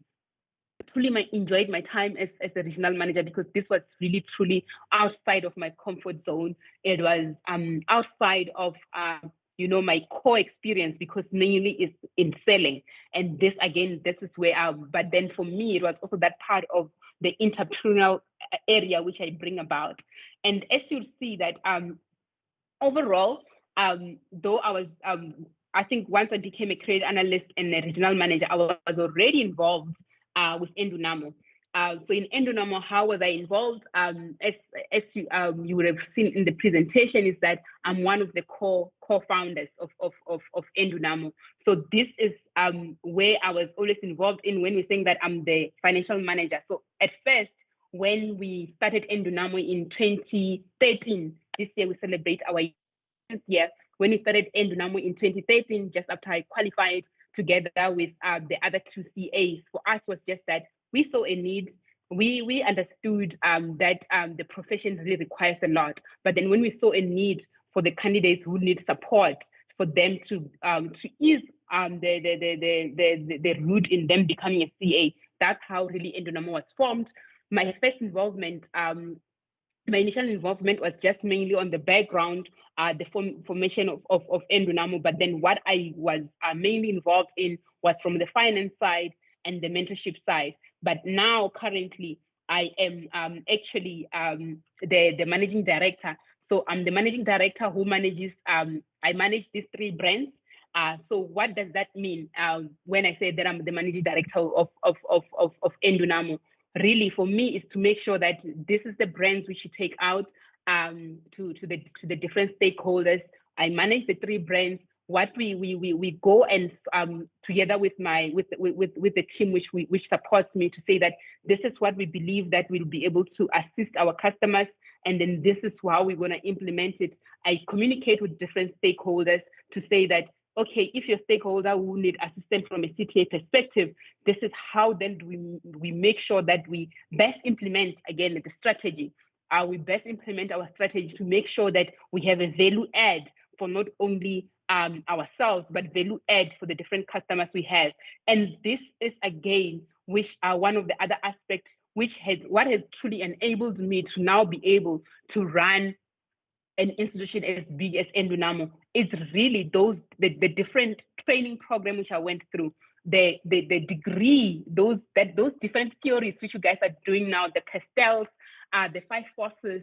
When you're assessing the financial analysis, really you'll get to see it as you grow. That the way which you invest in your education, the way you invest in your training as well, the way you invest also when you become an employee, it really builds you. And also, like I was saying, that the way which I also invested when I was interacting with different businesses, now when I'm here, I own this business and I need to make something out of it. The different strategies which I implement here, it's really the things which I've learned through my degree, is the things which I really learned through my CTA, is the things which I've learned through my training articles. But this just goes to say that, there's so many possibilities which one can build, that now I get to stand that, yes, I could have been just a child from some dusty area, which maybe none of you even know, called Hamasakona. But now I am the managing director. When SAICA calls to say that we've accredited you for the Endunamo professional course, which we've noted that we're the only we're the only Black accredited to offer the APC. And again, it's really been truly amazing, because now we've even grew to now outside our borders. Now we just got accredited by ICAS, which is the Institute of Chartered Accountants in Zimbabwe. So for me, is to say that you should not undermine the different aspects which you're going to have through, even now when you're still studying. They really do add up, and every bit of it truly adds up, such that you'll find yourself as this well-rounded professional, as you find yourself as an impactful professional, where you are now able to just go back and give back to the profession, to give back to the next person who will also be in the journey. So for me, this when I was invited to come chat with you, I found it as to be an honor, because I was like, I get to share my journey with you, so that one day you'll also find yourself to be not in the same position, but similar position as myself, that you'll also go back and share also your journey with someone else, so that you can empower them, so that as they get empowered, we continue to transform the profession, and we get to be improved as professionals. and we transform also our nation, and as we continue to grow ourselves in an individual basis. So that's really truly myself. But outside of in terms of some of the other aspects which I do, I think I've already touched up with this. As a managing director of Endonamo, it's just going back to you guys, education, making sure that we're running a sustainable and a financial sound organization. Something which you also study through which you're currently studying through your become degrees, to say that what does this mean? It's amazing that I still go back and refer back to some of my study material, those which I will not have seen in a long time, or I'll eavesdrop when Fedi and Rendani and team are teaching, to say, oh no, now I understand when FICA says that you need to have a continuous professional development, is because I need to continuously enhance myself to make sure that I continue to be relevant. So all in all, what I'm just trying to say is that, where you at now, it really builds up, and what you put in now as a student, it really does build up for you to become a certain professional, and it really adds up, and you need not to undermine it, and you need not to feel like it's just a lot, but it adds up, and then you will truly find yourself where you really want to be. I've just found myself, I would have never dreamt that I would be a managing director for an organization as big as Endonamo. But then I guess through the different small contribution and the small hard work which I've been doing, I find myself to be here, and to just also have those aspects where I get to celebrate with the different stakeholders, being it in different corporates, being yourself as well, when you get to be successful in your different academic journey. So for me, that's what I thought I would share with yourself. Yes. Yeah, I think that's just what I wanted to share, and just the impact overall which we also have out there in terms of, I find myself to be privileged that, I get to contribute to the profession. That yes, you are a CA, but as a CA, how are you contributing back into the profession? So for me, when I see some of the stats which we have as an organization, and myself as an individual having contributed in the profession, I get to go back and say that, those tears which I used to cry in my undergrad degree when I'm almost getting a DP, I don't know what it's called at UNISA, that you need to reach 40% to write your exam, they were not in vain, because now I get to celebrate not only myself as a CA, but I also get to celebrate others as chartered accountants. I will take the questions from here. But thank you so much for affording me the opportunities. Thank you, Ms. Mutelo. Thank you for sharing your journey with us. Wow, very interesting. All the challenges and the successes. We are grateful, and thank you so much. So I'm just going to take a few hands. I'll be taking hands and also just maybe reading some questions from the chat for you. And just few hands. Please, if we know that, time is not on our side. There's lots of questions, but we don't have time. So please feel free to also write your questions on the chat. Ms. Mutelo will also be answering to all the questions while other speakers are doing their own presentations. Okay, there is a question here that says, in the event that you are doing your SAICA accredited degree to become a CA and are working in a finance role, but not aligned with the articles, that is CA training program, would there be any credit given for one when they have to do their articles, or they will have to start from the beginning with their articles, or background employment will get them some credit? All right, I will take that, but I believe that was the proper question for Mr. Teshe, but I will take it based on my experience.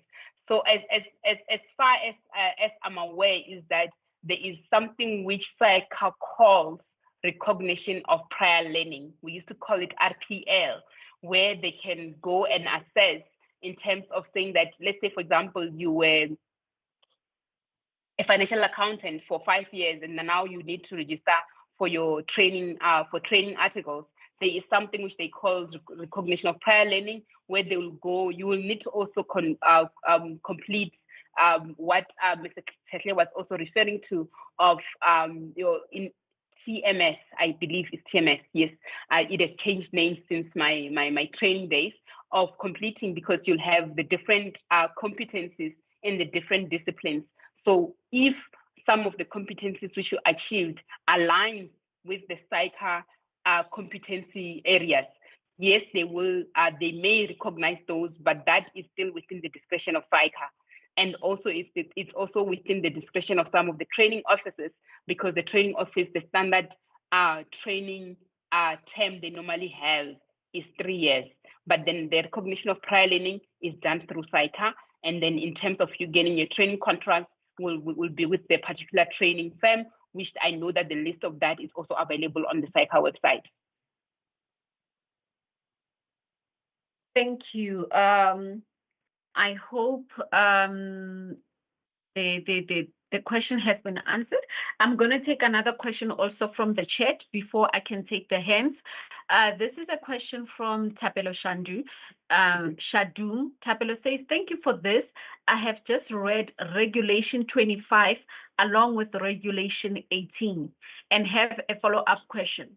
Does the assessment that the individual may have to undergo as may be prescribed by SAICA happen to be an addition to the ITC and APC? I'm not sure if you got that question. A gist of it, but maybe what I maybe in terms of the process, in order for one to become a chartered accountant, there are compulsory assessments which one needs to take. So one, you need to be once you complete your degree, which is SAICA accredited, you get to sit for the first board exam, which is the initial of test of competence, ITC, which is being referred to. That everyone needs to take it regardless of whatever prior qualifications you may have. Everyone moves within the route of becoming a chartered accountant through the traditional route.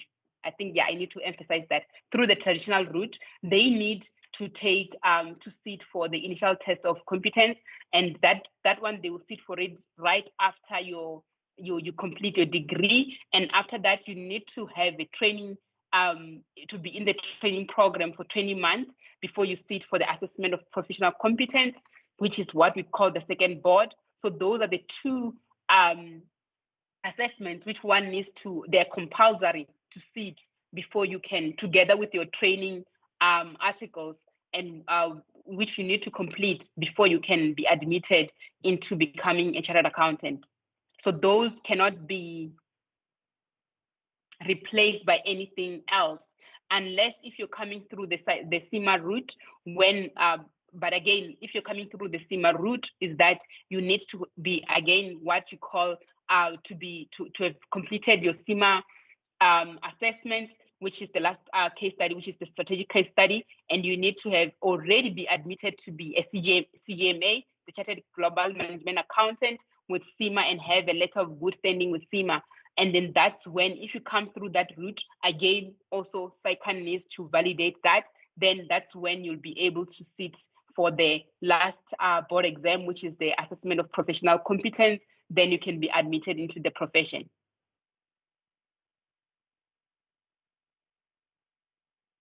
Thank you so much for that. I see we have a hand from our previous speaker, Mr. Tasha. You can unmute, sir. No, thanks, Chair, and thanks, everyone. I think you pretty much covered the questions in detail, and I think those questions are more directed to me.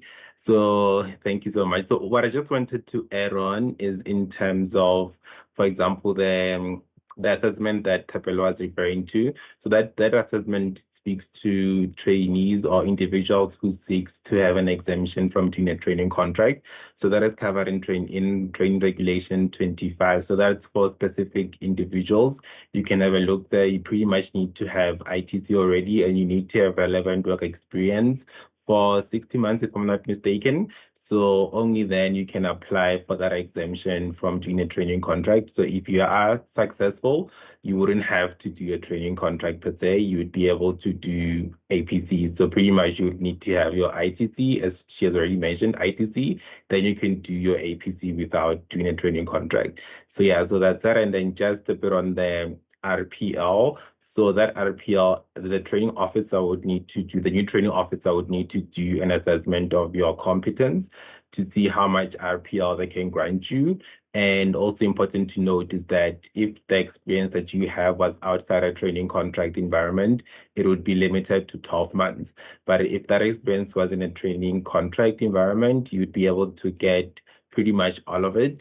All of that month, all of those months as RPL, unless if your training officer deems that you can't or you don't have the competence to get all the months as RPL, then they can definitely give you less months as RPL.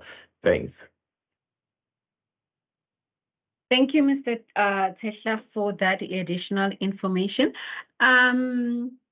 Memutelo, there are also students who are requesting that you kindly share your contact details on the chat. So if you are okay with that, we would kindly request that you share your email, or it can be an office landline, maybe on the chat. I'm seeing that there's another question. Yes. Let me just quickly go to the questions. I'm just also quickly responding to one of them there. Yes. in the chat. Oh, you are currently typing? Yes. All right. I'm not sure if maybe we'll be reading the same question. All right. There's a question here that says, if I'm a registered advanced diploma, if I am registered advanced diploma in accounting sciences, financial accounting, can I be a CA? I think they are asking if they are doing an advanced diploma in accounting sciences, can they be a CA, or should they be doing an advanced diploma maybe in financial accounting, because they are different? Yes, I think one of the other, it's always important that when you, in order for you to check in terms of the alignment of your degree, because those, the different degrees need to be accredited by SAICA in order for you to be able to go through the CA route. So the different details, there are minor details which may be different or not, but then what you can do is that you can always drop us an email on the email address which I have noted there. Therefore, we'll just check in terms of the actual code which you have, if that is the degree which is in line with the of the SAICA accredited degree, in line of your CA route. So that is always better that we always just check the actual degree which you have in line with the accredited ones by SAICA.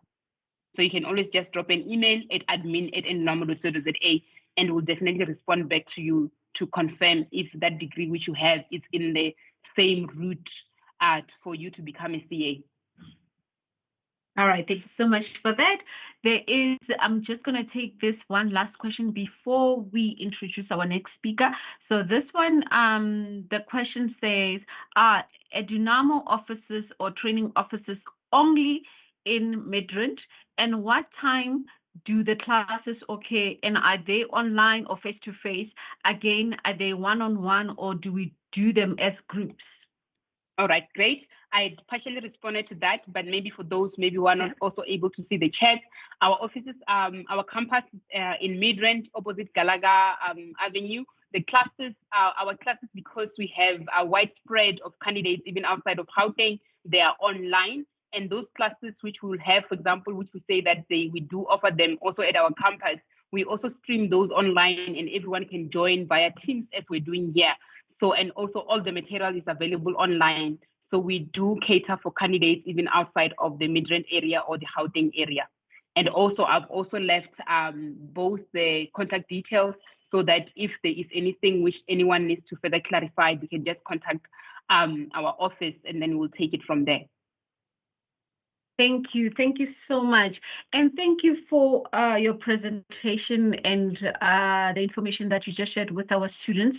We hope that we will have more sessions like this. You can see there's so many questions, but because of time, unfortunately, we're not able to take all of them. Thank you so, so much. So I'm going to introduce our next speaker now. It is Mr. Victor Mukwena. He will be here with his colleague, Ms. Tepiso Shongwe. So Mr. Victor Mukwena is a business accountant and a SIPA program advisor in education, training, and membership department. Mr. Mukwena, if you are ready, the floor is yours, sir.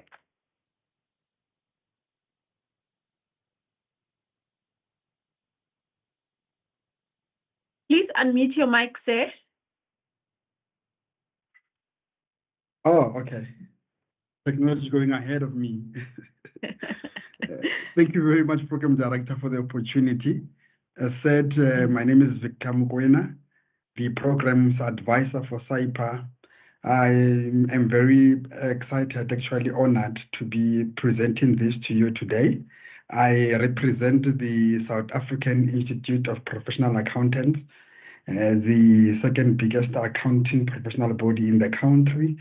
Home brewed, and of course the only professional accounting institute in the country. So without wasting time, I'll go into the presentation where I tell you about what we offer as SIPA. Okay, as said, we are the South African Institute of Professional Accountants. At the moment, we pride ourselves with above 15,000 members. And I think we're about 42 years. So we're going to the 42nd year now as an institute alive in this country, Professional Accounting Institute. And as it is our organization and the designations that we offer are registered with the South African Qualifications Authority. We are also a member of IFAC, which is the International Federation of Accountants. We are also a member of PAFA, which is the Pan-African Federation of Accountants. Actually, at the moment, as SIPA, we are housing the PAFA offices here in our office in Midrand. And just to give a background also of what we are offering is that we offer a professional designation, which is our main designation, which is called a Professional Accountant SA. That is our main designation that we offer. So depending on the allying qualification that you would be coming with, that a professional designation is at NQF level 8. This might be a bit confusing. Let me break it down a bit. So a designation by itself is not... Sorry, Mr. Mukwena. Maybe before you continue, can you just please put your presentation on a slide or presentation mode so it can be more visible? Oh, okay. Okay. All right. Is it better now? Yes, it is. Thank you so much. Great stuff. Thank you very much. So as I was saying that in terms of SAQA, a designation is not NQF leveled, but a qualification is NQF leveled. So depending on the qualification that you come to us with when you come to write our board exam, of course, we've got the minimum requirements, which I will share with you. Then the NQF level starts from there. For example, just give you an example. So a person who goes through our articles, the SIPA articles, which I will speak about them in greater depth. A person who does our articles, and after doing our articles, they write our board exam together with their qualification. They are issued a facet postgraduate certificate at NQF level 8. So automatically they have the designation and their underlying qualification is also at NQF level 8. So that was just that in brief. So let me just also take you through our requirements, the requirements of writing our board exam. So we've got 2 requirements. It's not much, guys. I think you will be happy after I explain that it's not much. It's only 2 requirements. It's the academic requirement and it's the practical requirement. Let me start with the academic requirement. Well, I will not go much more on the subject that you need from matric, because I believe at least you are already at university now. So what we need you to have completed a BCom degree or an equivalent. Now, let me just explain a bit in this BCom degree. With SAIPA, we do not force you that this BCom degree should be a degree in financial accounting. You are not forced that this degree should be in auditing. It might be a degree, say, in investment. I'm just going to give an example. It might be a degree in investment. However, that degree in investment must have the following modules passed, which would be Commercial Law 1, Auditing 1, Tax 2, Auditing 2, and Financial Accounting 3. So it's Management Accounting 2, Commercial Law 1, Auditing 1, Tax 2, and Financial Accounting 3. So your BCom must have that module, even if it's not a BCom specifically in financial accounting. It might be in management accounting, it might be in auditing, it might be in tax, it might be in investments, but as long as it has the modules that I've just mentioned, then you have managed to acquire our requirement number 1, which is the academic requirement. Now we've got the second requirement, which is the practical requirement. Now, on the practical requirement, we need you to have completed our articles, the SAIPA articles. I will go further and explain about these articles in depth. You need to have completed our articles. If you have not completed our articles and say, Victor, I have not completed the SAIPA articles, but I have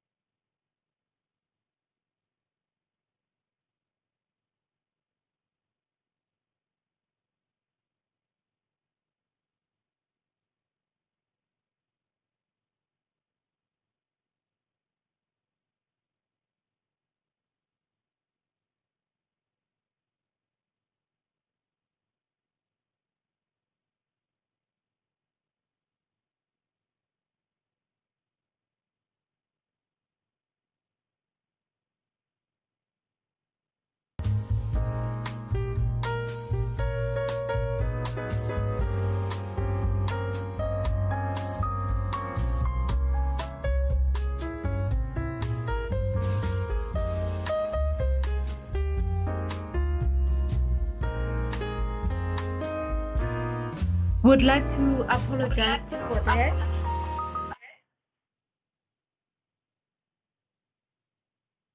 I think we got disconnected because of the network issues. We will try and get our speaker back. While the speaker is trying to connect, please take note of the chat. There is a link which has been posted on your chat for those that would like to attend the face-to-face career fair, which will be taking place on the 19th of April. It will be at the main campus in Pretoria. So if you are interested in attending, there'll be different organizations or companies that will be there at the career fair. So I think it's actually a good thing to make sure that you attend, so that you can also get to meet with, different employers as well, or future employers, and get more information from there. So the date is 19 April. It will be in Pretoria at the Markelnet campus. So while we try to connect our speaker again, I just want to check maybe if there are any hands for Ms. Mutelo. If she's still with us, maybe we can take a few hands while we wait for the speaker to connect.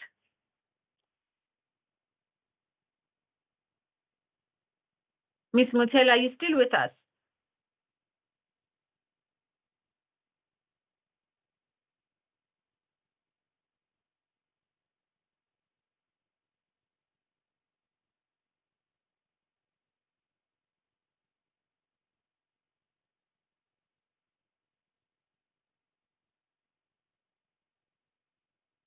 Okay, we might be having some connection challenges with our speakers. However, we're just going to give them a minute or so to try and reconnect again.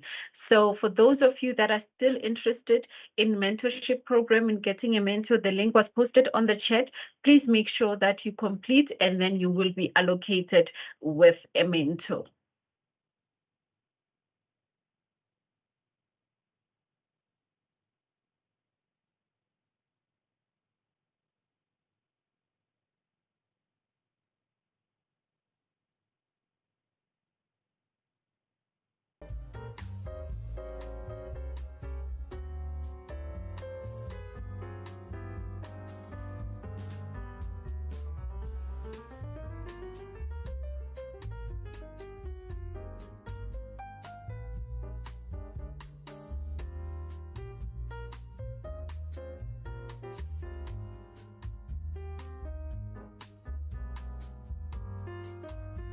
Gloria, we can call the next speaker, please.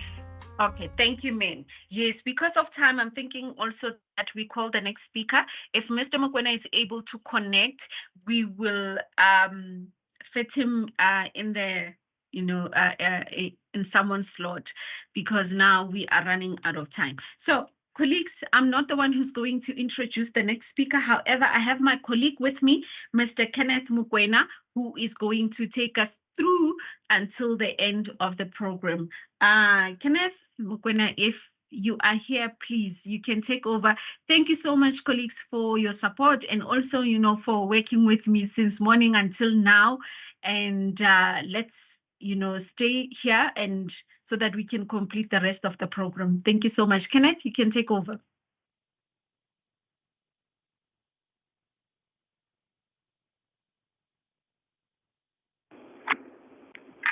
Thank you, Gloria. I'm taking over. My name is Kenneth Mokwena. I'm currently a student at with the Civil Engineering Department at UNISA.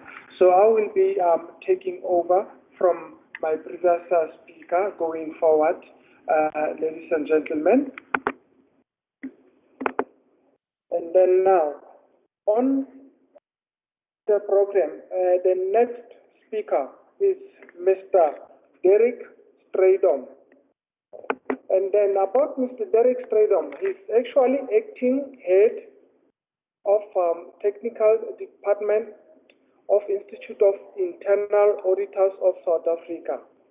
And then he holds the following, he specializes in internal auditing, risk management, corporate governance, lecturing, and training. Mr. Derek is an experienced internal auditor, governance and risk management profession with more than 13 years of experience in providing internal audit, risk management, governance service to clients.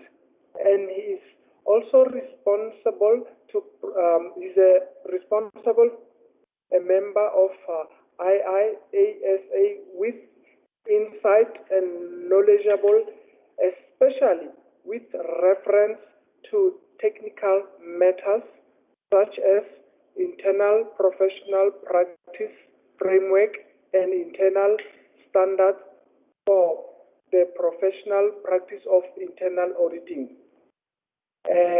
He has a master degree in internal auditing and is passionate internal auditor professionally that believes in internal auditing profession has much more value to offer. And then over to Mr. Derek Stradom. You can take over, sir. Thank you very much for that introduction. I hope everyone can hear me nice and clear, and that you can see my slide deck that I've shared with you. So if you can't, you're just welcome to send me a message and we'll take it from there. But I trust everyone can see my slide presentation or slide deck, and we'll continue. So ladies and gentlemen, firstly, thank you for the opportunity to address you today. Secondly, I really hope that after this presentation, that if you haven't considered a career in internal auditing, that you would go and reconsider, especially in context of the world that we live in and the importance that this profession has to play going forward in terms of serving in the public interest. I think the news headlines on its own sometimes is enough to make us realize what an important role internal auditors play. So on that note, I actually want to move on to the next slide and then ask all of the students in the room, why should you consider becoming an internal auditor? So I'm too quick there. Why do you need to consider becoming an internal auditor? This is the question I think that I want to answer today in the slide deck. I don't only want to promote our professional body. I want you to take the time to really consider, what does it mean to be an internal auditor? What does it practically mean? And, what is the type of personality and mindset necessary to become an effective internal auditor? And why is this profession so important in the world? As I've mentioned, I think news headlines in terms of misappropriation of funds, money, fraud, whether it's private or public sector, doesn't matter. I can put the names out there. Steinhoff, we all know about all of the bad news stories. Internal auditors play a critical role when it comes to governance, risk management, and internal control in companies. So, hence, this is one of the professions in the world that is developing, I want to say, at the speed of light, but there are so many developments happening in this field, ladies and gentlemen, that it's really a progressive career to join. With that being said, to understand why you need to consider a career in internal auditing, we need to address the purpose statement of internal auditing. What purpose does an internal auditor serve? What is the purpose of internal auditing? And I'm certain if I'll go around the room, many of you might not be that well acquainted, but let me clarify. So you need to understand your purpose statement to understand what the intention of a profession is. I think, ladies and gentlemen, I want to implore you today to take the time and carefully listen to what I'm saying. I know when it comes to choosing a career, that financial reward, remuneration, prestige, all of these things are the first things that come to mind. But ladies and gentlemen, if that was true for everyone in the world, where would you go to a hospital and find sisters and nurses and doctors serving their patients? Where would you go to find pilots, engineers, and other people serving civil society? We need to have a serving mindset when choosing careers as well. Yes, remuneration is important, and yes, we'll get to that. But you need to have a purpose in life. Otherwise, very similar to what not the previous presenter, but the presenter before that said in terms of her career, you need to find career fulfillment. Otherwise, you're not going to be happy. And to find that fulfillment, you need a purpose. In internal auditing, that purpose is to strengthen organizations. So internal auditors work within organizations to improve those organizations. They make them better. They strengthen their ability, and listen to this, to create, protect, and sustain the organization's value by providing the board and management with independent, risk-based, objective assurance, advice, insight, and foresight. Now, ladies and gentlemen, that's a loaded statement. It means you need to be so involved in that organization that you even assist the organization looking ahead, hence the element of foresight coming in. Internal auditing enhances the organization's achievement, successful achievement of its objectives. So internal auditors work within an organization to make certain that the objectives that organizations set themselves can be achieved successfully. That the governance, risk management, and control processes within that organization, which we in short call GRC matters, that they are adequate and effective, that there's appropriate decision making. We enhance the organization's ability in terms of decision making and oversight. So we support the board. We enhance the organization's reputation and credibility with its stakeholders.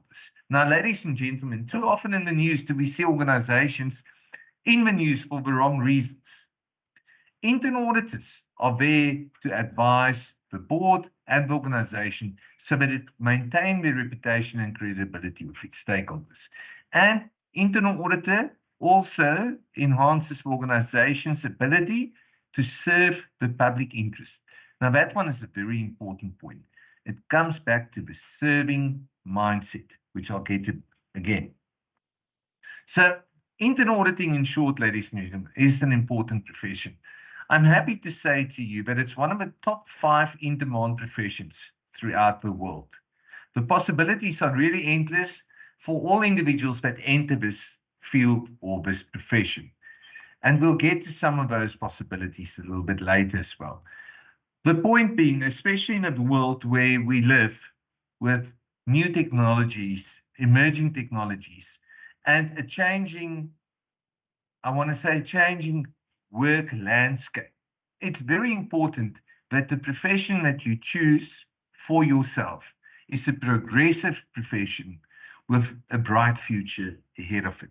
And I'm happy to say that internal audit is one of those. So now that we understand that it's an important profession, if I look to you, now I saw that there are quite a number of students online. If I look to you as an individual, what are some of the characteristics that I'm looking for to identify that you will fit into this profession and that you will be a good internal auditor one day? Internal auditors, and ladies and gentlemen, hopefully yourselves, are assertive and courageous.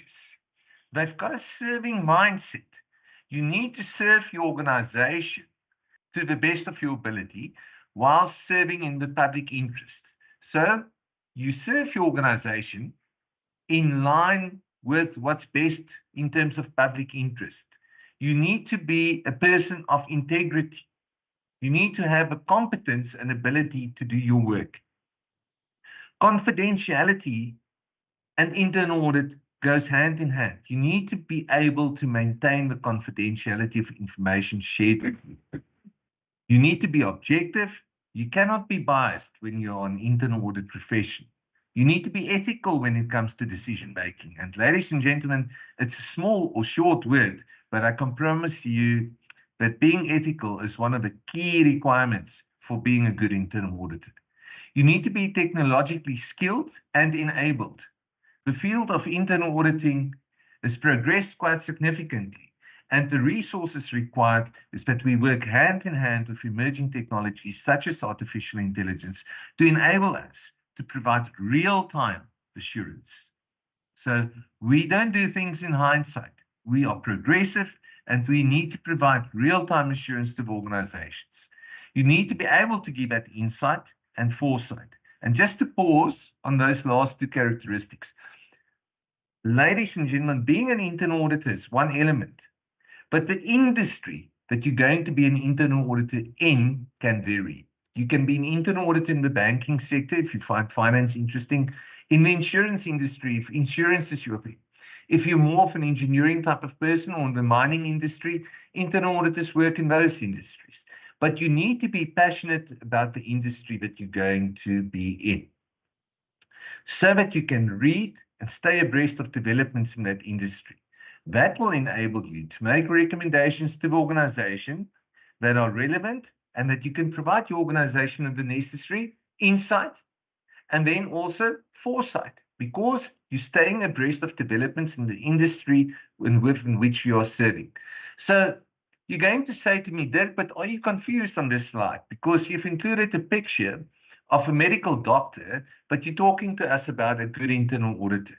So those of you that don't know me and my presentations wouldn't know that I very often equate the profession of internal auditing to the profession of a general practitioner. I'm talking about a house doctor.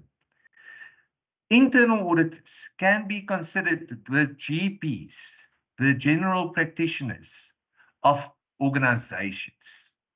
Yes, you heard me right. We need to provide that ability and that service to the organization, where we provide the organization with the governance, risk, and internal control health checks. We give advice. We give assurance that things are working as they're intended to work, that they're adequate and effective. But where things are not going according to plan, we can also consult and help the organization to improve its health in those areas. So, ladies and gentlemen, I want you to think about what are the good characteristics or the characteristics that you are looking for in a GP, in a house doctor that you would go to as an individual. And then those similar characteristics you will need to find in an internal auditor serving an organization.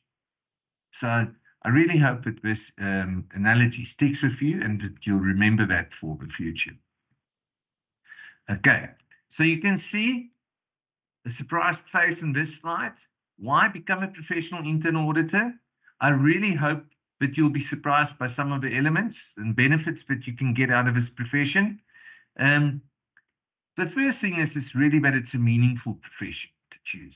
Why do I say it's a meaningful profession?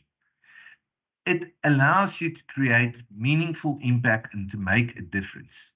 It's the one department in an organization that's not limited to one silo or one department within the organization.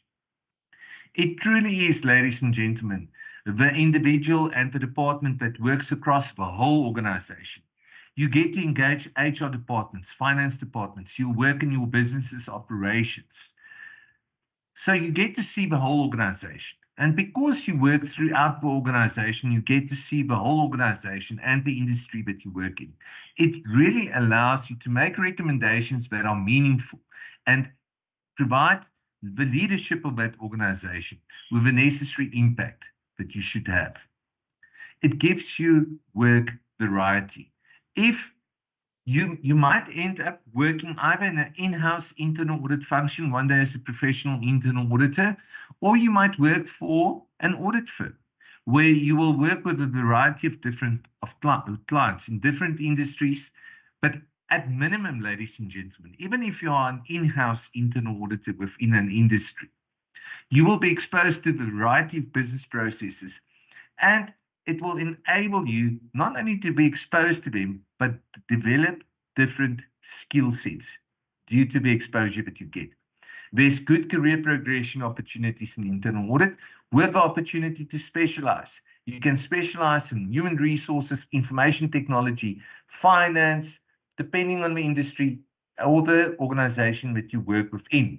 And then even within the internal audit department themselves, career progression is very good. You'll go from a trainee to a senior manager to a director to hopefully a chief audit executive one day. Talking about chief audit executives leads me to the next point, competitive remuneration. Now, ladies and gentlemen, I'm happy to share with you that internal auditing is one of the fastest growing professions internationally in terms of relevance. And more organizations are appreciating the importance of really having competent, and listen to the word that I'm using, competent and certified internal auditors working within the organization. But this is the whole point. A professional internal auditor can earn a competitive salary. To give you an idea, Business Tech this year published an interesting article, and I'll share the link in the chat line a little bit later to that article about different professions from a salary point of view. and chief audit executive salaries have increased from previous years into 2023 and beyond, from a base or as average salary of 1.5 million rand a year to 3 million or more in the banking sector, for an example. I can tell you that internationally, the benchmark for chief audit executive salaries are approaching the $1 million mark, salary benchmark. And it's internationally recognized as one of the fastest growing executive salaries within the C-suite, your chief audit executive salary. So those are some of the benefits why you should consider becoming an intern auditor. But as I said, it's not about the money. It really should all be about having the serving mindset, becoming the organization's GP, if you want to think about it that way. Continuous professional development is the other element. So we are talking about career satisfaction here, ladies and gentlemen. It's one thing earning a lot of money. It's another thing working in a profession or finding yourself in a profession where your work is mundane and your career progression is limited, even if you earn well. And you'll be surprised. I know as a student sometimes, and I was a student myself many years ago, and I remember those days, remuneration made out the biggest argument for choosing a career. But I can tell you with the benefit of hindsight that career stimulation is very, very important. You need to be in a career where continuous professional development is a key aspect, where professional recognition exists. And I can tell you again that the career of a professional internal auditor is internationally recognized. It's one of the emerging professions internationally, where people are realizing the importance that internal auditors are playing within the organizations within which they serve. So enough said on that. What's exciting about the career in internal auditing, I thought I'll share this also with you just to give you some supporting evidence as to why this career is so exciting. Our standards, ladies and gentlemen, the internal audit standards has just been released this year, the updated standards on 9 January 2024, and they're going to become effective January 2025. So we have standards, internal audit standards, but they go through an ongoing review process. And every couple of years, we review the standards to determine whether they're still relevant and meeting the demands of the profession going forward. So I'm happy to say that this profession has just updated its standards to make certain that the profession remains relevant into the future. Because of all of the developments happening around the world since COVID, AI, technology changing, business structures, business processes changing, we realized that internal auditors are serving in a very complex business environment, organizations. They're serving the organizations in a complex business environment. And that required us to critically review our standards and make certain that they stay abreast of these developments, which we have done, and we've released those standards. Just to show that the profession is not just saying that it's staying abreast of the developments, but we are doing what we are saying. Okay? So the question now that you should ask as a student sitting on the other side of the screen is, what do you need from your professional association? What are the things that you are looking for in a professional association? You're going to hear a lot of us speaking to you today, all of the different professional bodies, but what are you looking for? You're looking for professional guidance in that association or that professional body. You're looking for training and examination opportunities and preparation, support in preparing you for your exams. You're looking for professional networking opportunities where you can get exposed to the industry and that you can network with other students and senior individuals to give you employment opportunities. You want certification, ladies and gentlemen. You want to be certified. Your career doesn't stop or start and end with earning your degree. It's very important that you understand this point.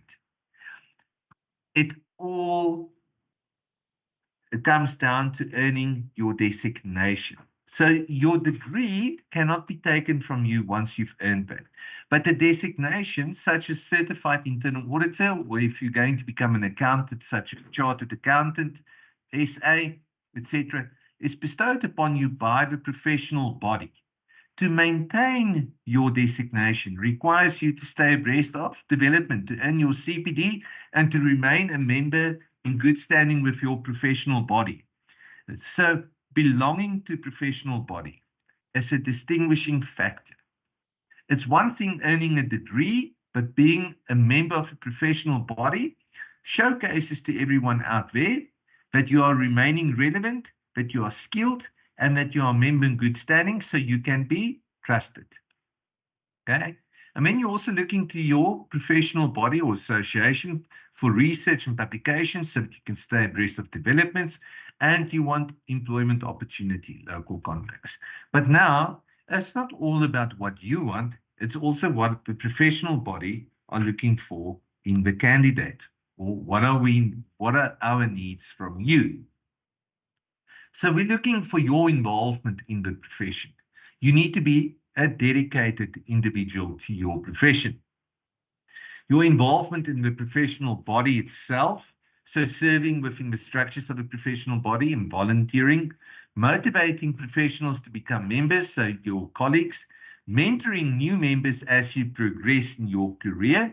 So it's one thing, ladies and gentlemen, you are all students now, and then you enter this profession of internal auditing, and you become a senior manager and a chief audit executive one day. When you get to those levels, there's an expectation from the professional body and from the profession that you will mentor new members joining the profession. You need to encourage your peers, and you need to volunteer your time. Those are the things we're looking for. Okay, the secret to getting ahead is getting started. A quote by Mark Twain. I really like this quote, ladies and gentlemen. So the question that you need to ask now is, if you're excited about the career in internal auditing, where do I get started? And remember, the secret to getting ahead is getting started. So you start by becoming a member. Then you obtain your NQF Level 7 academic qualification. And then, ladies and gentlemen, on that little wheel, you can see the next bullet point would then be obtaining your internal audit technician diploma or occupational certificate internal auditor NQF Level 7. This will be the first 2 years of your training program with an accredited training provider that's accredited with the IRA, South Africa. And then you will progress, ladies and gentlemen, to your diploma technician in internal auditing or your occupational qualification internal auditor NQF Level 7, which you will earn by passing the exam. And that will give you a designation, which is the internal audit technician designation. And once you obtain that internal audit technician designation, you are now eligible to enter the Certificate for General Internal Auditing, which is an NQF Level 8 occupational certificate, also called the Occupational Certificate Internal Audit Manager. But you need the IAT as an entry point into that NQF Level 8 certificate in General Internal Auditing. And that is another 1 year of in-house training and what you know as your training articles. I'm looking for the word, training articles. So that's your last year. It's 3 years in total, and that would then make up your last year of your training articles, earning your NQF Level 8. Once you obtained that NQF Level 8 occupational certificate, you can then enter the exam to sit for the Principal Certified Internal Auditor, should you have also obtained your Certified Internal Auditor designation from the IIA Global. So the CIA exam is administered by our professional body registered in the US. It's an international designation, which is one of the few designations in the field of auditing that you can use internationally. So if you go and look at work opportunities in Australia, the United States, Middle East, Europe, other African countries, Asia, you will find, ladies and gentlemen, that if you want to enter the profession of internal auditing, but it doesn't matter which country it is internationally, the requirement would be that you are a certified internal auditor. So if you've got that CIA and you've completed your articles and you obtained your internal audit manager NQF level 8 qualification, you can then apply and become a principal certified internal auditor in South Africa. And to maintain that, you have to be a member in good standing and maintain your CPD. Okay. Quite a mouthful, but the information is available on our website, and I'll share the link to you as well.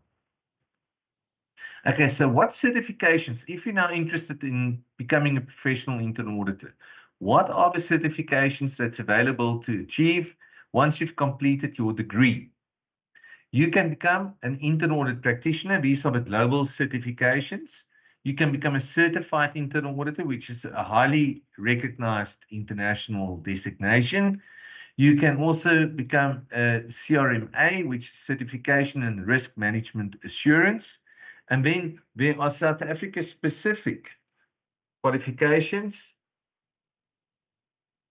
That is the Internal Audit Technician, the ICT, which is the IT component. So we've got an ICT IA, and then an Internal Audit Quality Assured by IAQA. These are the local certifications that you can also obtain from the IIA. Okay. So now, ladies and gentlemen, now that we've dealt with the certifications that you can get, what type of memberships can you hold with the IIA? We are going to encourage you, should you be interested in a profession in internal auditing, to register as a student member with the IIA. This membership doesn't hold any voting rights, but it's a full-time membership with the IIA, and you need to be a full-time student to hold this membership as well. So the student membership, and then other non-voting memberships, is affiliate membership for non-practicing internal auditors, retired membership, and honorary membership that we bestow on special individuals. Okay. Then on the voting rights, membership that holds voting rights, the membership that each and every one of our members want to achieve, should you be a practicing internal auditor, is a fellow member. To become a fellow member, you need an IIT, a PIA, PCIA, or CIA. So this is the highest level of membership that you can have within the Institute of Internal Auditors South Africa. The second one is a graduate member. So if you don't hold an IIT, PIA, PCIA, or CIA, but you do have a degree that's registered on the NQF framework, and that's NQF level 7 or higher, you can register for graduate member. You need to be a practicing internal auditor as well, with a minimum of 3 years uninterrupted experience in internal auditing to be a graduate member. And then associate member is an individual that holds a relevant university degree or equivalent thereof and has at least 3 years internal auditing or related experience. Okay. But we're going to encourage you, should you be interested at this point in time, to become a student member. Okay, so now let's talk about our student membership program, especially for you. It's called the Siyakhula Student Membership Program. We are very proud of the student membership initiative that we've undertaken. And the question that you should ask now is that, am I eligible to join the student membership program? The good news is, ladies and gentlemen, yes, you are. Any student enrolled in an undergraduate or postgraduate program, either full-time or part-time, progressing towards a career in internal auditing, is eligible to join. So now, what's in this program, this Siyakhula membership program for you? You get access to our IISA website, member-only areas, which includes, in the member-only areas, we've got free webinars from our IIA library. You get access to our guidance documents that can help you in preparation for your exams in some instances, or case studies when you do them. Access to the IIA global website resources, including access to the standards. So I'm just going to pause there because it sounds, you know, underwhelming sometimes. But for an example, ladies and gentlemen, my IIA Global just last week launched a new guidance document called Artificial Intelligence in Internal Auditing, AI in IA. And this guidance document guides internal auditors on how to use ChatGPT from a practical point of view in their internal audit functions. It actually addresses the use of ChatGPT in internal audit functions. So these guidance documents that I'm talking of are really relevant. It's cutting edge and it's very relevant to the profession of internal auditing. And you will get access as a student member to the IIA Global website and these resources. You'll get at least one annual student networking event or workshop that we will host specially for you, and you get special discounts on books, training, conferences, and local publications. How to register? You simply go to the IIA website and you sign up following the membership menu item, and you'll find that we've got a special menu item for student membership. What's in it for you? Access to the IIA library, free webinars, access to all the guidance free to members, minimum of one free networking conference event, discounted rates on education, local publications, educational workshops and conferences in a nutshell. Okay. So, ladies and gentlemen, that was the Siakula student membership program in a nutshell. I went through it very quickly because I'm taking note of the time. But let's just also talk about some of the events. So, as I've mentioned, we've just recently launched our updated standards, and there's a free Global Internal Audit Standards workshop coming up on the 19th of March, 2024. I'll share the link to all of these events in the chat line after my presentation. It's free to attend, sponsored by Facet as well. Can you hear me? Yes, can you hear me? Yes. Can you please just wrap up so we can just move to the question and answer? I'm happy to. All right, thank you. The next event that I just want to create awareness about is our Public Sector Conference on 9 to 10 May, which is especially for internal auditors in the public sector. We're hosting our annual conference on the 12th to 14th of August every single year.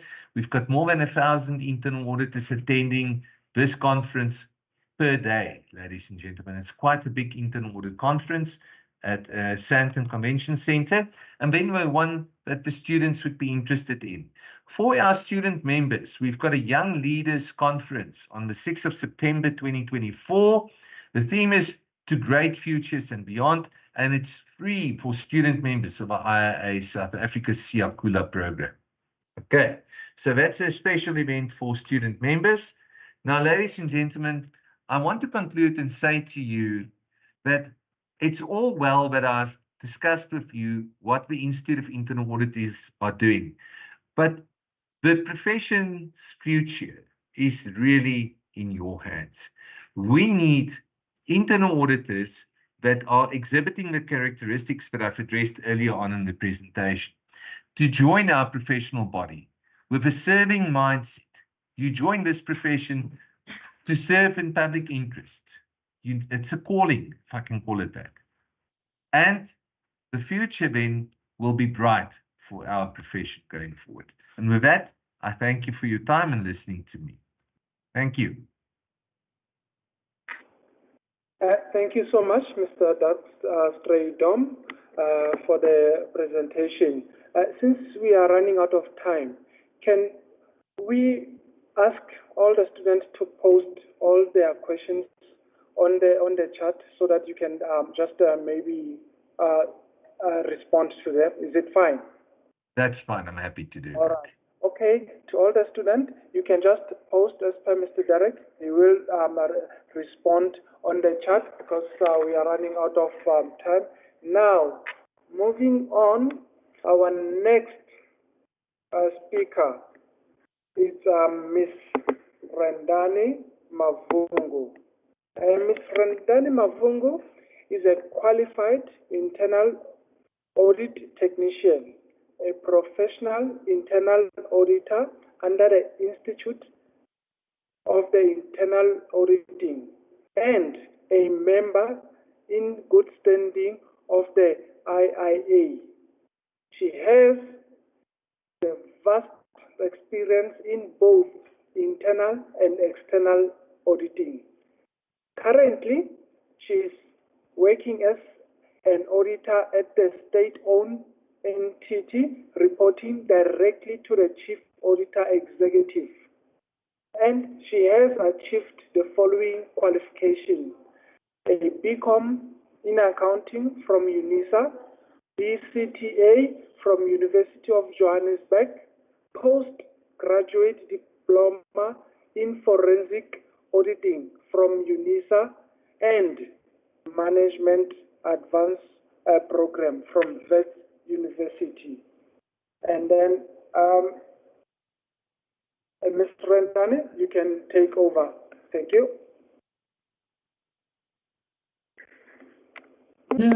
Thank you so much. Good afternoon, everyone. Can you hear me?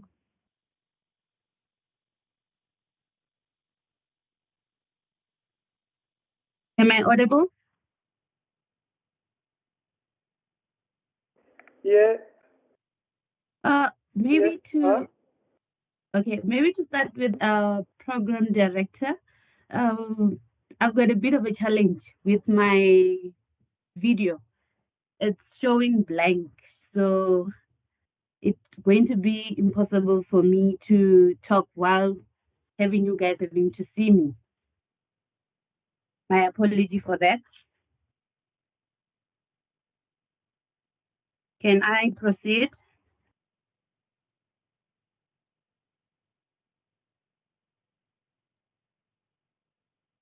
Mr. Kenneth? Yes, you can proceed. Okay, thank you so much. Okay. Thank you so much for a wonderful introduction. Maybe to add on that, I'm still a UNISA student. I'm currently completing my master's in internal auditing. Indeed, I'm an auditor at a state-owned entity. On a day-to-day basis, what I do, I conduct audits, both support, which will include finance, SCM, legal, HR, and also technical audits. My journey as an internal auditor, it started when I enrolled for my national diploma in internal auditing. While I was on my third year, a friend notified me that at UJ, there's a certificate that we can do to be able to become chartered accountant. I enrolled for BCTA at UJ, and then I completed it. Then I went to UNISA and registered for CTA. And then things didn't go well. Then I accepted. Then along the way, I realized that at the moment, I don't have the degree. I only have the national diploma and the certificate. Then I enrolled for a BCom accounting degree with UNISA, and then I completed it. And then after that, I realized that since things were not going well with the CTA route, I need to focus now on the route. I made a decision that internal auditing or auditing is a way to go for me. So I enrolled for a postgraduate diploma in forensic auditing. But just to take you back, after having completed my diploma while I was enrolled on the BCTA because I was doing it part-time, I was also doing my articles with an audit firm. It was BDO, and then I moved to SABNT for 3 years. Then after having completed my articles, that's where I realized that accounting is not a route for me. I need to do the auditing route. So what I can tell you, or what I can say, is that while I was doing my articles, there were a lot of challenges, especially in the first year, whereby there's a technical gap. You have to bring what you have learned theoretically into practical world. For me, it was a bit of a challenge because I was coming from a theoretical environment. Now I need to do what I have learned theoretically, practically. So the other thing that was a bit of a problem was teamwork. Initially I didn't understand the teamwork environment. So while doing the articles, that's where I learned that the teamwork environment is also helpful. And then it also is your work when i.e. conducting different audits. Then after having completed my articles, I joined the audit firm, or a consulting firm, which I was positioned as a senior auditor there. I was doing vast of audits, finance, technical, everything there, and it increased my knowledge with regard to the understanding of auditing, because it also opened doors for me. Why am I saying that? It opened doors in such a way that I was able to grasp different experience. I used to go to audit mining. I used to go to audit schools. I used to go to audit church, all those different working environments. And then at the moment where I am currently auditing the technical, which of course I'm using my internal audit technician skill, and I'm also auditing the support, which I've also alluded or indicated. So the reason why I'm not going to talk about the certification is because Mr. Stradom has already indicated to say that the route for one to become an auditor, what is it that is required? So it will be the reputation of what he has already said. But just to add on that, last year I realized that with this fourth industrial revolution, things are changing technologically. Then I decided to enroll for CISA, which I'm currently doing, which is a Certified Information System Auditor, which is now I want to move from the audit that I'm currently conducting to go now to the IT audit, which for me is something very interesting. Yeah, that's just about me. Thank you.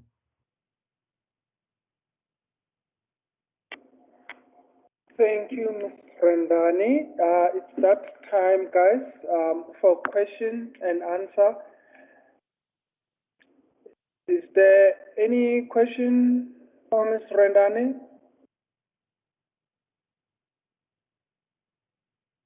Okay, I can see Kulani. You can go ahead, unmute.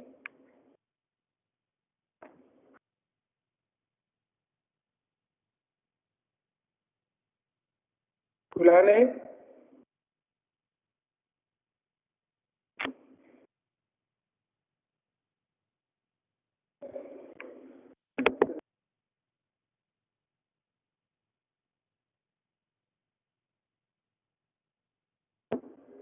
Kulani?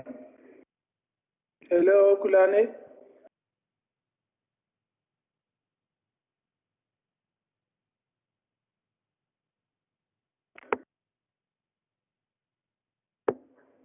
Kulani, please unmute your mic from your side.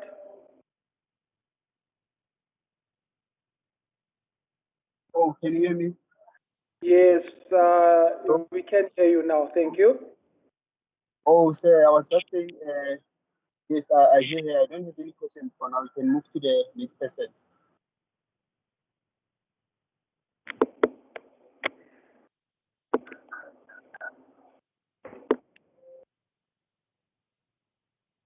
Can you repeat your question again, Fulani?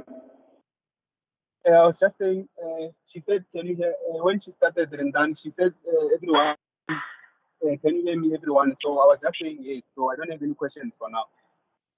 Okay, you don't have a question. All right, no yes, problem. you can move to the next person. You can move to the next person. Okay, all right, thank you. Okay, I can see all the hands are down. So that means Ms. Rendani's presentation was straight to the point. But if they are okay, I can see good. No, it's still Kulane, all right. So, okay. So, but if you do have any question, you can just post them. Ms. Rendani will answer them without wasting time. We can move on to our next speaker since there are no there are no questions.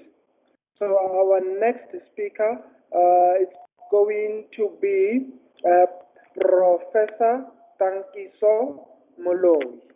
Now, I'm going to give you information about Professor Tankiso Moloi.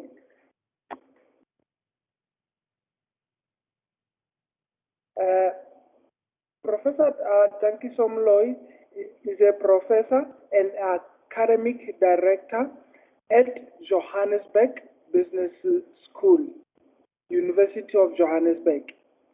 He spent almost a decade as a chief accountant at Anglo American, which is known as Kumba Iron Ore, and also as a director of enterprise risk management at University of South Africa.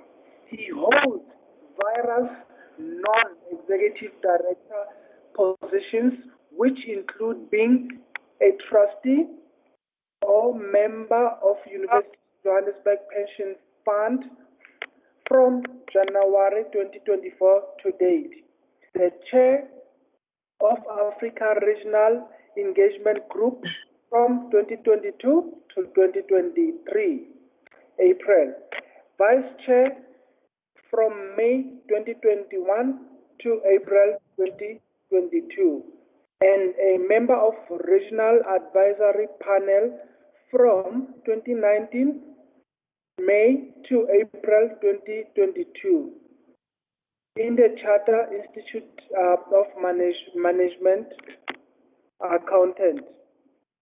And he's also the chair, second in command, the Vice Chancellor of the Workstream 6 Core of Industrial Technology from September 2021 to August 2022 in Namibia, the 4 Industrial Task Force.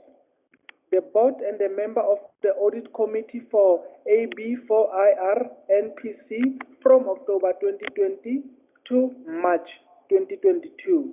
The board member from December 2020 to 30 September 2021, and Audit Risk and Finance Committee member for the Green Matter NPC from October 2019 to September 2021. The council member and the chair of the Finance Committee in Southwest Gauteng TV College from 2019 to 2020. The Audit and Risk Committee member at Citibank TVET College 2017 in 2017, and the member of the Ministerial Advisory Council on Energy of South Africa National Department of Energy from 2015 to 2017. Mr. Moloi is an NRF-rated and published numerous peer-review accredited scientific journals chaired and participated in various conferences as a keynote speaker and a presenter. He has written numerous books and chapters in accounting, risk management, corporate governance, auditing, strategy, and artificial intelligence. He has also collaborated with various scholars across the globe. He holds a PhD in finance, a Master of Commerce in accounting, a Master of Science in financial management, a graduate program in artificial intelligence and machine learning, honors Bachelor of Commerce in accounting and a Bachelor of Commerce. And he also holds various executive development programs, which include the Oxford Executive Leadership Program, MIT Executive Program in Blockchain Technologies, and MIT Executive Program in Artificial Intelligence. He holds a PhD in finance, a Master's of Commerce, a Master's of Science in financial management. That is a repeat. So, and then I will give over to our next speaker, which is Professor Dankiso Mloy. Please take over, sir. Thank you very much, Program Director. Good afternoon, colleagues. I hope you can hear me. Program Director, can I check that you can hear me on your side?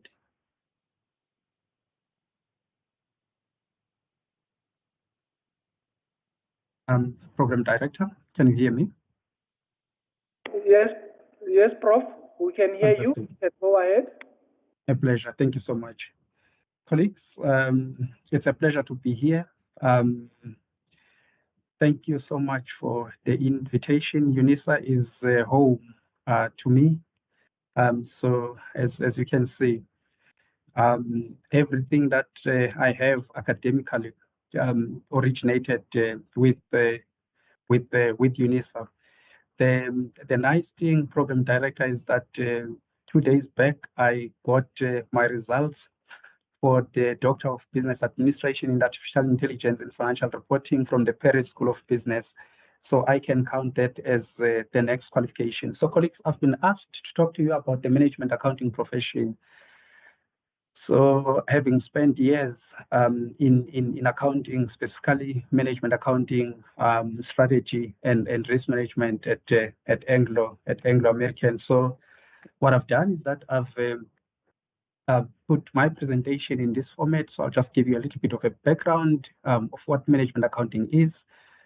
Just give you a bit of a background on IFAC members, particularly in the South African context. And then, how many number of accountants do we have? Then I'll speak about management accounting. So in this case, I'll be speaking CIMA. So done a bit of studies in and around management accounting. So just to determine what is it that management accountants do on day-to-day basis, where the difference is between your statutory, accountants and your management accountants.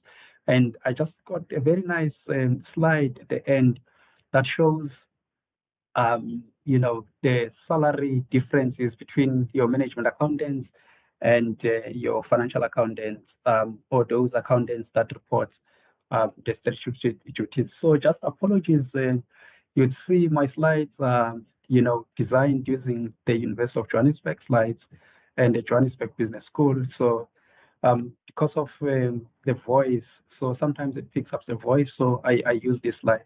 You pretty much have 4 accounting bodies that are recognized by IFAC in the South African context. That will be your ACCA, which is a global body, but the charter is the Queen's Charter or the King's Charter now. And you have SAIPA, a South African Institute of Professional Accountants. You have SAICA, so which majority of aspiring accountants would know. Then you have CIMA, which is the Chartered Institute of Management Accountants. These are 4 bodies that operate in South Africa but are recognized by IFEC. So then there is, the former cyber and other bodies, but I just thought I should focus on these 4 to give context and then to go to the management accounting role. So just in terms of the membership, so that you get to understand the global body of accountants, ACCA globally will have close to 250,000 members.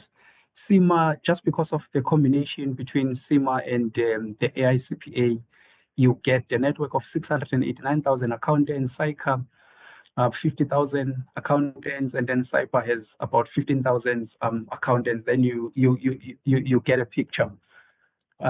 So then if you're just thinking about the South African accountants, or then in just the bodies that are focused in South Africa, then you can see in a country of 60 to 65 million people, so you have 65,000 accountants. But of course, if you were to include CIMA and ACA in the South African context, then you would get that number a little bit up, but not more than 10,000, accountants. So then, just so that you understand the management accounting from the CIMA perspective, so once you pass the strategic level, you become an ACMA, CGMA, so the associate of the chartered management accountants. Then the combination of CIMA and the AICPA brings us the CGMA, so which is the Chartered Global Management Accountant.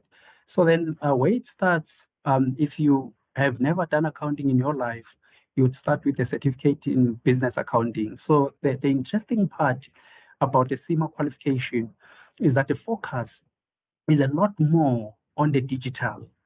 So then it's a lot more on the data. So because management accountants would deal with data and would have to be conversant with the technology. So you start with the certificate in business, which takes you to what we call the operational level. So then you do 3 courses there: management accounting, financial reporting, and then financial management in the digital world. Then in the management level, you do 3 courses there: performance management, or what they call managing performance now. Then the advanced management accounting, that's where most people struggle because of calculations. So your absorption, standard costing, etc., etc. So then advanced financial reporting. Then you then go to the strategic level, where you do strategic management, risk management, and financial strategy. So you can then see.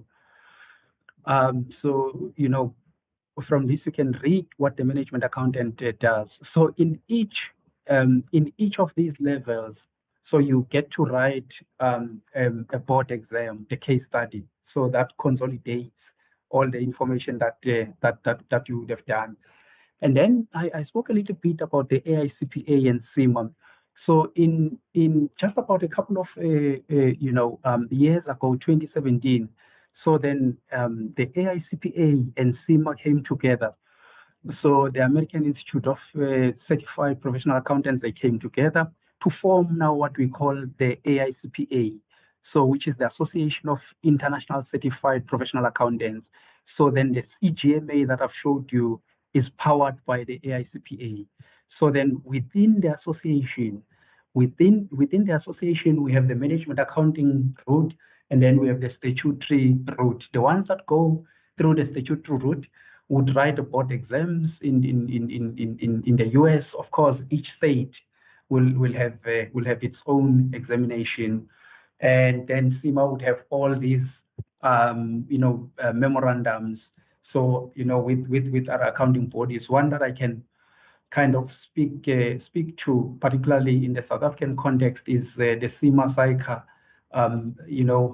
recognition agreement, mutual recognition agreement, where members of CIMA can write the APC, and then members of SAICA can write the strategic case study, and then you have that mutual agreement.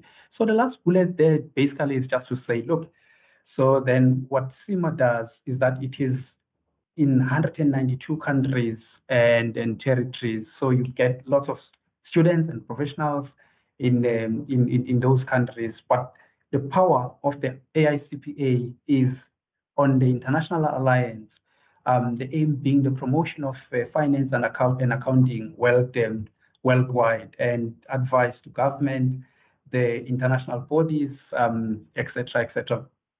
So then, what is now a management accountant? So then the responsibility basically is the preparation for the management accounts. Of course, there could be board reports and other reports, and then just the overseeing of your general accounting procedures and practices within the business. So then what would this involve? How does it look like? So it will involve the financial, analytical, and management skills. So then you use these skills in order to aid senior managers so that they can make decisions. Aim, of course, is sustainability of the business. So then like I got this and put it, after some research and years of research, speaking to management accountants, what do you really do? So it's consolidated into this this flow. So then preparing of monthly management accounts and financial reports and budgets, presentation of the reports to senior management to aid decision making, compiling of strategies to reduce business cost. If there is a project that need to be financed, financing of that project or sourcing of financing of that project. So then the advice on financial implications on business decisions that are being made, the controlling of income and expenditure within the business, the development and overseeing of the financial systems, the overseeing of accounting technicians and support with the generic accountancy tasks, and the analysis and the managing of risk or risks within the business. So then just that's a management accountant at glance. And then I just thought this would be interesting. What would be the skills that one requires to be a management accountant? So analytical, of course, and then numerical skills. You'll be doing a lot of calculations and lots and lots of analysis. Of course, you've got to have, pay attention to details. You need to maintain a very strong ability to be attentive to details. Otherwise, you make mistakes, and if you make mistakes, then the decisions that are taken by management are incorrect or problematic. They lead to the collapse of the business. Then why be a management accountant? So then why can't I just be an accountant? Why be a management accountant? So I thought an interesting, question. So then every business requires one management accountant, not one. So then every business requires a management accountant, let me put it that way, a respected career path. So then in every sector, in every industry you'd find management accountants. So of course, because of the analysis that are done, so then that helps the economy going on and on. Then just the last slide on my side, which I got from Robert Half, which I thought was more interesting. People would ask about this. In the UK, the average, so then for your management accountants will be £49,250 per annum. So that's similar to the average that your financial accountant will get. So then look at the demand is high on both sides. So then what are they reporting? The information that is generated by management accountants is used internally. It is detailed, it is tailored, it is frequent. So then there is no need to adhere to reporting standards simply because it is tailored. Whereas on the other side, then the report is for mostly so external use, and there must be adherence to the IFRS and other reporting standards. If you are in the US GAAP. So then the timelines, the focus would be on the future based on the business activity and performance. And then on the other side, it's historical figures based on the business performance. Then what do management accountants do? Then that's financial insights to help the senior managers to make strategic business decisions. Whereas on the other side, so recording with strict financial regulatory standards. So then, essentially, colleagues, that's what I wanted to share with you, having spent at least 8 years of my career in management accounting And of course, so then in management accounting, having spent more time as I moved up in risk management and in strategy. And then my writing would always be around strategy, risk, governance, and artificial intelligence. Strategy, risk, governance, artificial intelligence, or what we call digital transformation, which we later now call twin transformation. So then if you digitally transform, you transform for the societal impact. That's it, Program Director. So I'll appreciate questions if there are any, and then wishing you a fantastic day ahead. Thank you.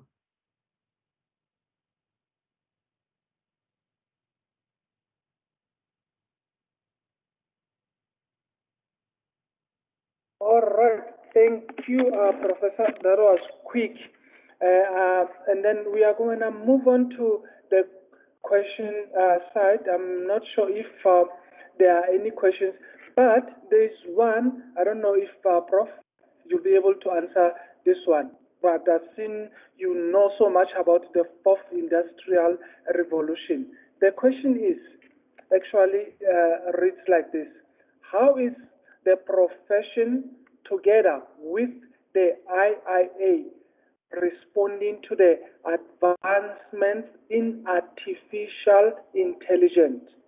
I ask this because recent developments in all software and engineering have rendered some skills obsolete. All software now allow us to generate certain reports through their programs. Is there an immediate need to study the formulation of certain audit reports if all software can generate the same reports in half of the time? I'm not sure if, Prof, you can answer. Yeah, it's an interesting question. So then it's a question that is asked again and again, not only in the finances or accounting, so but just generally. So in the medical field and other fields. So are these technologies rendering us useless? So then I think there was some even a proposition to say, hey, with the rise of robots and the massive unemployment that we are forecasting, should we begin to tax the machines so that we'll be able to pay some monthly stipends to people that will be rendered unemployed by the machines? So my argument goes as follows. In the first industrial revolution, so then there was what we called mechanization. The second industrial revolution dealt with electrification. The third industrial revolution moved us to the digital space. And then the fourth industrial revolution deals with what we call the machine intelligence. And in the first industrial revolution, so when the machines began to do some hard labor that human beings were, doing them, as a group a lot, so then they had the same concerns as we have today. So then you can imagine, so I grew up in rural areas in KwaZulu-Natal. So then you'd get a lot of people going to the fields to plow, and they will make a line and so on and so on. Then now you had the tractors. One tractor could just plow the thing within a day, something that was done by 10, 15, 20 people for 4 or 5 days or so. Then you can imagine the pressure that people had in the first industrial revolution. So all that we saw was that there were efficiencies in the system, so the improvement in the economic growth, etc., etc. But now what happened was that people moved to the jobs that were of higher level order. Similarly, when you got to electrify, so people used to sit, work. Then when the sun sets, they would go home because it's dark. Then you electrified in the second industrial revolution. So when you electrified, it meant that people could work 24/7. So then productivity improves, but now you can, due to the steam engines, you can move the goods from one city to the next, etc., etc. So then you're opening up other avenues et cetera, et cetera. So then in the third industrial revolution, so we begin to take the stuff that was analog to digitize them. Then in the fourth industrial revolution, we begin to make the machines more intelligent. It's easier because a lot of information or data is now digitized. The machines can read and learn this data and be able to predict or make some sort of guidance to the human agent. And then the question is, so what do I think? Do I think the role of humans will become obsolete? Absolutely no, I don't think so. So human beings are far more sophisticated than the machines. Of course, there are developments that we see. So if you take your normal machine learning also, say classification, so then the program will do what you ask it to do. So it will do that activity that you ask it to do. A human being can do much more. So, but what we're seeing with generative AI is that it can do what you ask it to do. It can suggest other things that it can do far much more. So then probably so then it will benefit you if you went through a book called The Coming Wave. So it focuses on the generative AI and the possibilities in the generative AI, but also then because AI can be used by malicious actors and for reasons that are not beneficial to human advancement. So the UN is trying to put together the guidelines to speed with the development. So the skills that accountants need to have, and if you look at the APC papers, so in the last couple of years, you'd see that AI, coming through, that AI component coming through here and there.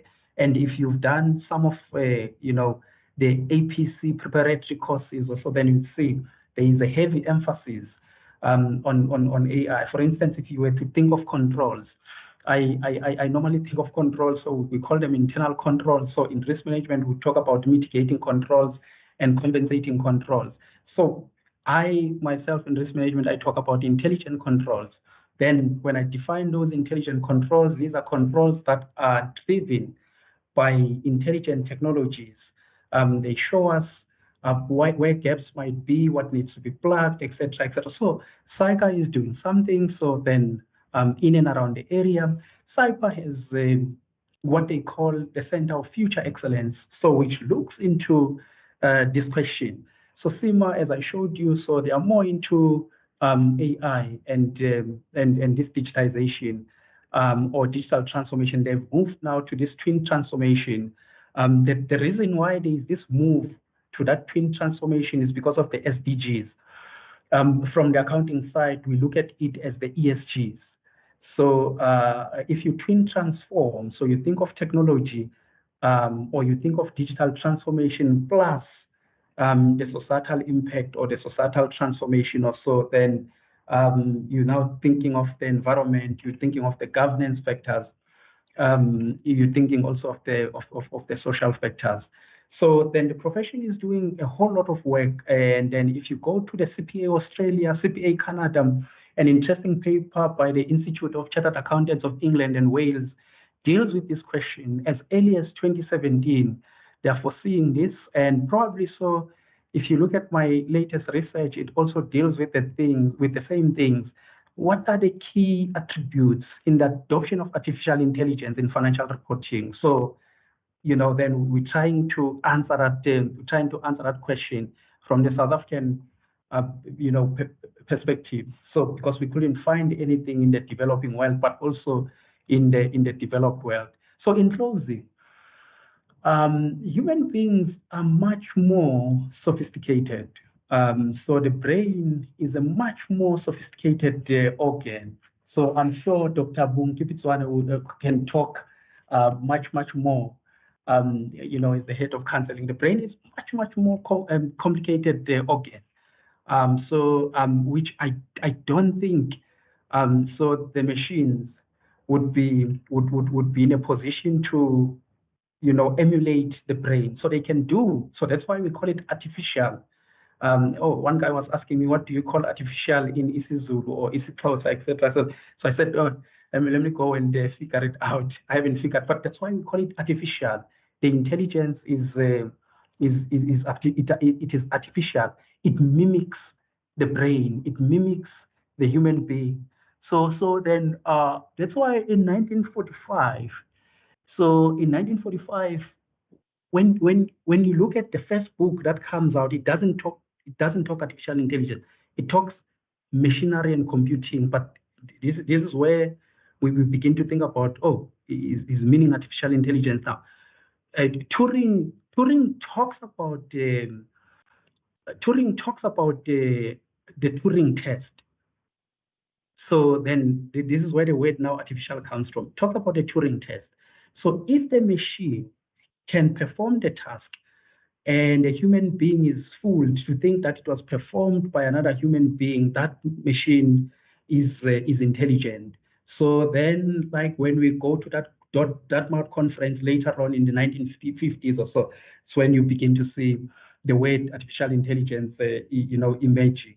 But so all in all, I don't think there would be that much. Of course, mundane jobs could be replaced. Like if you look at what the robotic process automation is doing, so then mundane day-to-day jobs could be replaced simply because human beings get distracted.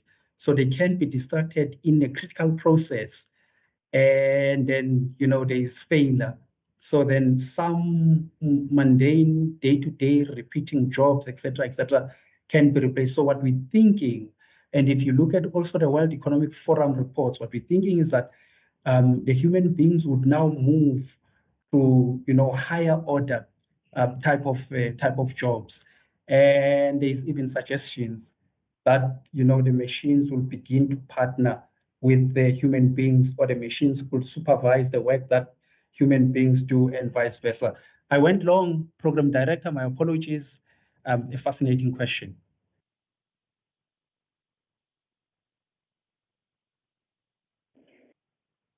Thank you, Prof,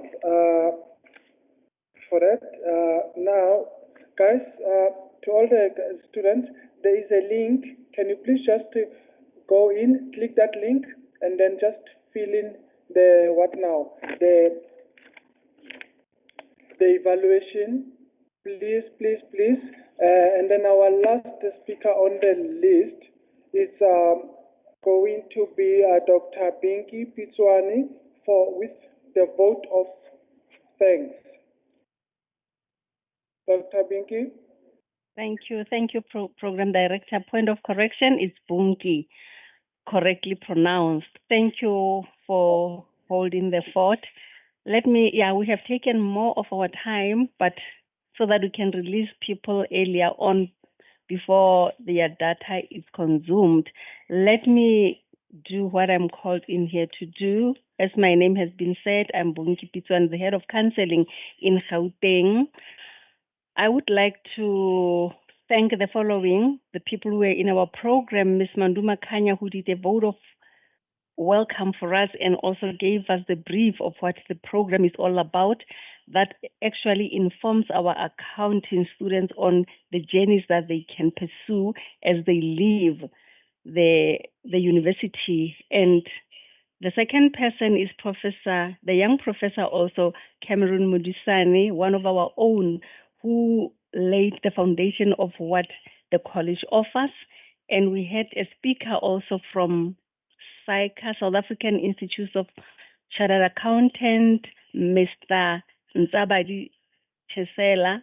The surname is strongly spelled, but I hope we have pronounced it correctly. We thank you for coming on board, even though it was the last minute, but I wish that we can continue this relationship because there were so many questions that the student needed to hear from SAICA, the clarity on from SAICA. And also, we are so proud to be having young professionals, the chartered accountant who is so successful, Elelwani. We thank you, and how you advised our students on when they go to save their articles, to be themselves and to be the best version of themselves, not to just go there and find jobs, so that when they leave, they will be able to grow, to be individuals who can create jobs for the others. and be very competitive, not just going there to be a professional CA without the skills that will showcase your talent out of a group. You spoke so well, and we hope that our students will learn from your journey, the challenges that you have gone through, and what made you to be who you are today. And unfortunately, we struggled with Mr. Mokoena, who could not say much about the journey, about their registration body, the South African Institute for Professional Accountants. Unfortunately, maybe connection failed him, so we couldn't hear much. But it's something good that we also have got a professional body for us, South Africans. So also read more on that, students, so that we can get information on what it entails. And Mr. Dex Stradom, thank you so much for sharing the information about internal audit. We know quite well that not many of our students follow this profession. So internal auditors, I think this profession is now seriously in need. To our students, we encourage you to look into it and follow this profession. There are still lots of job opportunities in this profession. And Rendani, one of our own, she is a student mentor. We thank you for coming on board. And we are, through you, I think we were able to get most of the speakers today. We thank you for being who you are and also for raising your hand to be a mentor to our students.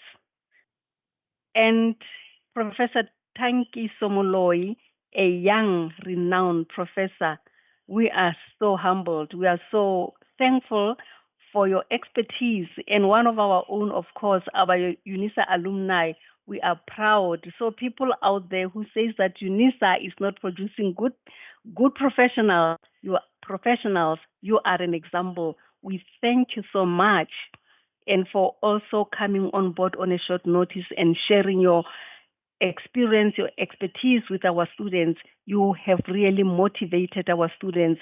And with your qualification in 4IR, I think we will invite you again when we have got engineering workshop. We are so proud of you, and your knowledge is out of this world. And your qualifications, it shows that we have got very intelligent people among our speakers today, and we are so thankful. On that note, let me thank people who are working behind the scenes, our technical producers. We thank you for making it possible that there were no glitches during this workshop, and our program directors. Thank you so much. And the young one who joined us, the last one, Mr. Kenneth Lerato, we thank you for raising your hand to helping us sharing the baton with Ms. Adisa. We thank you very much for being you and for wanting to learn as one of our student mentors. On that note, everyone, I am so thankful and I'm so humbled, the College of Accounting, for also working closely with us. We thank you for making this day successful. Thank you very much, and back to you, Mr. Program Director. Before I thank everybody, there was an announcement again that we are going to have a career-specific day for accounting students. It will be on the 19th of April. Our dear students, we are doing this for you because we know that you struggle with finding places to do your articles. Please come and experience this. It will be in Korong Building on the 19th of April. I'm repeating, please come and share and experience and network. It will be a beautiful day for all of us. On that note, I thank everyone. I thank my team for working together and making this workshop a success. Thank you very much. Back to you, Mr. Program Director. Thank you so much, Dr. Pitwane. Thank you, everyone, for attending. Just one last thing, please, when you are completing the evaluation, note under number 8, on the evaluation, please select Gauteng. Select Gauteng.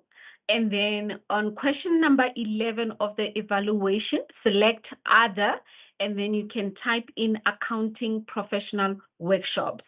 So as it has been indicated that we have another great event coming on the 19th of April. However, we are continuing tomorrow with our day 2 of the Accounting Professionals Workshops. We have a great lineup of speakers. So please make sure that you join us again tomorrow. For the second day of the workshop, we'll be having someone from SEMA, someone from ABASA, someone from SAIT and FACET. Please make sure that you do join us. However, we request again, please complete the evaluation. It's very important so that when we plan these workshops again for next year and the future, then we know exactly what it is that you are looking for so that the workshops or the program can be aligned with your needs. We thank you.